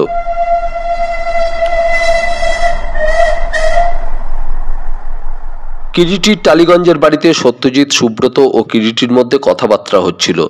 সত্যজিৎ তার এক বন্ধু অমিয়র চিঠি নিয়ে প্রথমে সুব্রতর সঙ্গে দেখা করে এবং সুব্রত সত্যজিৎকে সঙ্গে নিয়ে কিরিটির ওখানে আসে। কিরিটি হাসতে হাসতে একসময় বললে, কিন্তু একটা কথা যদি আমাকে খুলে বলেন সত্যজিৎ বাবু, তাহলে বড়ই সুখী হই। বলুন, কি জানতে চান? আপনি তো সম্পূর্ণ তৃতীয় ব্যক্তি, but why you are so much interested? কিরিটির প্রশ্নে সত্যজিতের মুখটা রাঙা হয়ে ওঠে, সেটুকু কিরিটির দৃষ্টি এড়ায় না। মৃদু হেসে সে বলে, বুঝেছি, আর বলতে হবে না। আচ্ছা, আপনাদের মধ্যে কোনো পূর্ব পরিচয় বা সাক্ষাৎ আলাপ ছিল? সত্যজিৎ এতক্ষণে লজ্জা ও সংকোচটা কাটিয়ে উঠেছে। স্মিত কণ্ঠে বললে, তাহলে আপনাকে কথাটা খুলেই বলি কিরিটি বাবু। আপনাকে বলেছি, আমার বাবা ও মৃত্যুঞ্জয় চৌধুরী গ্রামে একই স্কুলে একই ক্লাসে পড়তেন। আমাদের বাড়ি রাজবাড়িরই পাশের গ্রামে মহেশডাঙ্গায়। মাঝে থাকে একটা খাল। মহেশডাঙ্গা থেকে প্রত্যহ খাল পার হয়ে বাবা পাশের গ্রামের স্কুলে পড়তে আসতেন। মৃত্যুঞ্জয় চৌধুরী জমিদার বাড়ির ছেলে। এন্ট্রান্স পাস দেবার পর আর তিনি লেখাপড়া করেননি। বাবারও লেখাপড়া হয়ে ওঠেনি অর্থাভাবে, এবং পাস দেওয়ার কিছুদিন পরেই বাবা এক বস্ত্রে কোনো মতে ভাগ্যান্বেষণে পালিয়ে যান সুদূর বর্মায়। ক্রমে বাবা সেখানে গিয়ে কাঠের ব্যবসা করে নিজের অবস্থা ফেরান। দুই বন্ধুর মধ্যে ভাগ্যক্রমে ছাড়াছাড়ি হয়ে গেলেও যোগাযোগটা ছিন্ন হয়নি কখনো। নিয়মিত পত্র মারফত পরস্পরকে সকল সংবাদ দেওয়া নেওয়া করতেন। আমার চাইতে সবিতা ওই বছর 6 ছোট। দুই বন্ধুর মধ্যে পত্র মারফতই কথা হয়েছিল আমার সঙ্গে বাবা সবিতার বিবাহ দেবেন। অবশ্য এসব কথা কিছুই আমি জানতাম না। পরে মাস 5 আগে বিলেত থেকে ফিরে আসার পর বাবা একদিন আমাকে ঘরে ডেকে জানালেন সব কথা, এবং তার ইচ্ছাটুকুও জানালেন। কিন্তু আমি রাজি হলাম না। যাকে কোনোদিন দেখিনি, যার সম্পর্কে কিছুই জানি না বলতে গেলে, তাকে হঠাৎ বিবাহ করে ঘরে আনবো? কেন যেন মনের থেকে এ ব্যাপারে কিছুতেই সাড়া পাচ্ছিলাম না। কিন্তু বাবা বারবার আমাকে বলতে লাগলেন তার বাল্য বন্ধুকে তিনি কথা দিয়েছেন, অন্যথায় তিনি দত্তাপহারক হবেন। অবশেষে বাবার পীড়াপিড়িতে কতকটা বাধ্য হয়েই আমি বললাম, বেশ, এখানে এসে সেই মেয়েকে দেখে যদি আমার পছন্দ হয় তাহলে আমি এ বিবাহে রাজি আছি। বাবা তার বন্ধুকে পত্র মারফত সেসব কথা জানালেন। মৃত্যুঞ্জয় চৌধুরীও এ বিষয়ে দেখলাম অত্যন্ত আধুনিক মনোভাবাপন্ন ছিলেন। তিনি পত্রোত্তরে জানালেন তাই হবে। আমি যদি গিয়ে তার মেয়েকে দেখে পছন্দ করি তাহলে এই বিবাহ হবে। আর তাছাড়া এও তিনি জানালেন আজ পর্যন্ত তার মেয়েকে এই বিবাহ সম্পর্কে কোনো কথাই জানাননি যখন, তখন আমার গিয়ে তার মেয়েকে দেখার মধ্যে কোনো অসুবিধাই থাকতে পারে না। সেই অনুসারেই সামনের গ্রীষ্মের বন্ধে সবিতা বাড়ি যাবে, আমাকেও ওই সময়ই যেতে লিখলেন। আপনি তাহলে সেই ব্যবস্থা অনুযায়ী এসেছেন বাংলাদেশে? হ্যাঁ। আচ্ছা, পরে আপনার সঙ্গে ও সবিতা দেবীর সঙ্গে ও সম্পর্কে কোনো কথাবার্তা হয়েছে? না। ভালো কথা। নায়েব বসন্ত সেন যখন চৌধুরী বাড়িতে বহুদিন আছেন, এ সম্পর্কে নিশ্চয়ই তিনি সবকিছু জানেন। জানাটাই তো স্বাভাবিক, এবং আমার মনে হয় জানেনও, কারণ আমি যে আসছি সে কথাটা যখন তিনি চৌধুরী মশাইয়ের কাছ থেকে শুনেছিলেন, তখন কথাটা কি আর শোনেননি? তা বটে, তবে আপনার সঙ্গে ওই সম্পর্কে কোনো কথা হয়েছে কি? না। আপনার বাবাকে তার বন্ধু নিহত হওয়ার সংবাদটা নিশ্চয়ই আপনি দিয়েছেন? দিয়েছি। আর বিবাহ সম্পর্কে আপনার মতামতটা? কিরিটির চোখের কোণে কৌতুকের চাপা হাসি। সত্যজিৎ চাপা হাসির সঙ্গে জবাব দেয়, শুধু আমার মতামত হলেই তো এক্ষেত্রে চলবে না মিস্টার রায়। সবিতা দেবীরও এখন বয়স হয়েছে, লেখাপড়া শিখেছেন, তার নিজস্ব একটা মতামত তো আছে এই ব্যাপারে। হ্যাঁ, তা একটা আছে বই কি। তবে তাকে না দেখে এবং তার সঙ্গে আলাপ পরিচয় না করেই তার সম্পর্কে আপনার মুখ থেকে যতটুকু জেনেছি, আপনার যখন এ বিবাহে অমত নেই, তখন তার দিক থেকে আপনি নিশ্চিন্ত থাকতে পারেন। কেন বলুন তো? একজনের সঙ্গে আলাপ করে অন্যের থট রিডিংও আপনি করতে পারেন নাকি দূর থেকেই? তা একটু আধটু পারি বই কি, না হলে এত সহজে এ ব্যাপারে আমি রাজি হতাম না। বিশেষ করে যখন জানতে পারছি এ ব্যাপারের শেষটুকু মধুরেণও সমাপয়াত হবে। এর আগের অধ্যায়ে যত দুঃখই থাকুক না কেন, সেটাই মনকে আমার ইন্সপিরেশন জুগিয়েছে। নইলে সত্য কথা বলতে কি আপনাকে, আজকাল তথাকথিত হত্যা রহস্যের মীমাংসার ব্যাপারে যেন কোনো ইন্টারেস্টই পাই না। সেই অর্থ, সেই লালসা, সেই প্রেম, সেই প্রতিহিংসা প্রত্যেকটি হত্যার ব্যাপারে শেষ পর্যন্ত দেখতে পাই এমনভাবে জড়িয়ে থাকে যে শেষ পর্যন্ত শেষ দৃশ্যে হয় হাতকড়া বা ফাঁসির দড়ি দিয়ে এমন একটা করুণ রসের সৃষ্টি করে যে নিজের উপরেও যেন একটা ধিক্কার এসে যায়। কিন্তু সত্যিকারের কালপ্রিট বা দোষীকে ধরিয়ে দেওয়াও তো নাগরিক হিসেবে আপনার একটা মহৎ কাজ বা কর্তব্য। তা ঠিক আমার ক্ষেত্রে প্রযুক্ত নয় সত্যজিৎ বাবু। এককালে একটা মোহ ও ভ্যানিটি বসেই এ লাইনে হাত দিয়েছিলাম। বুদ্ধির খেলায় একজনকে ধরাশায়ী করতে একটা অপূর্ব পুলক অনুভব করতাম। ক্রমে সেটা একটা নেশায় দাঁড়িয়ে গিয়েছিল, কিন্তু এখন নেশাটা থিতিয়ে এসেছে। কেন? তার কারণ দেখতে পাই বেশিরভাগ ক্ষেত্রেই তথাকথিত ওইসব ভিলেনের দল অপরাধী করে বটে, তবে অপরাধের আর্টটাকে জানে না। অপরাধের আর্ট? হ্যাঁ, আর্ট বলতে অবশ্য এক্ষেত্রে আমি ভিলেনের চাতুরিটাকেই মিন করছি। বলাই বাহুল্য আপনার ব্যাপারটা সে পর্যায়ে পড়ে না, কারণ আপনার কাছ থেকে আনুভবিক সমস্ত ঘটনা শুনে আমার যতদূর মনে হচ্ছে হেমপ্রভা চৌধুরী ও মৃত্যুঞ্জয় চৌধুরীর হত্যার ব্যাপার দুটো এক সূত্রে তো গাঁথা নয়ই, হত্যাকারীও এক নয়। সত্যজিৎ যেন একটু বিস্মিত হয়েই কিরিটির মুখের দিকে তাকায় এবং বলে, কিন্তু তাই যদি হবে তাহলে দুটো মৃতদেহ একই জায়গায় পাওয়া গেল কেন? Why peculiar coincidence? ঘটনার পারম্পর্য বা সামঞ্জস্য এক এক সময়ে এরকম অদ্ভুত ঘটতে দেখা যায় সত্যজিৎ বাবু, কিন্তু দীর্ঘ 19 বছরের ব্যবধানে একই হত্যাকারী প্রথম হত্যার পর দ্বিতীয়বার হত্যা করবে, এটা আদপেই স্বাভাবিক নয়। কিন্তু না সত্যজিৎ বাবু, time factor is a very important factor. আমাদের দেশে বেশিরভাগ ক্ষেত্রেই যেসব হত্যাকাণ্ড সংঘটিত হয়ে থাকে, হত্যাকারী একটা ক্ষণিক উত্তেজনার মুহূর্তেই হত্যা করে বসে। পূর্ব পরিকল্পিতভাবে সব সিচুয়েশনকে ক্লোজলি ওয়াচ করে হত্যা করে না। অবশ্য একেবারেই যে হয় না তা আমি বলতে চাই না, কারণ নজিরের অভাব নেই।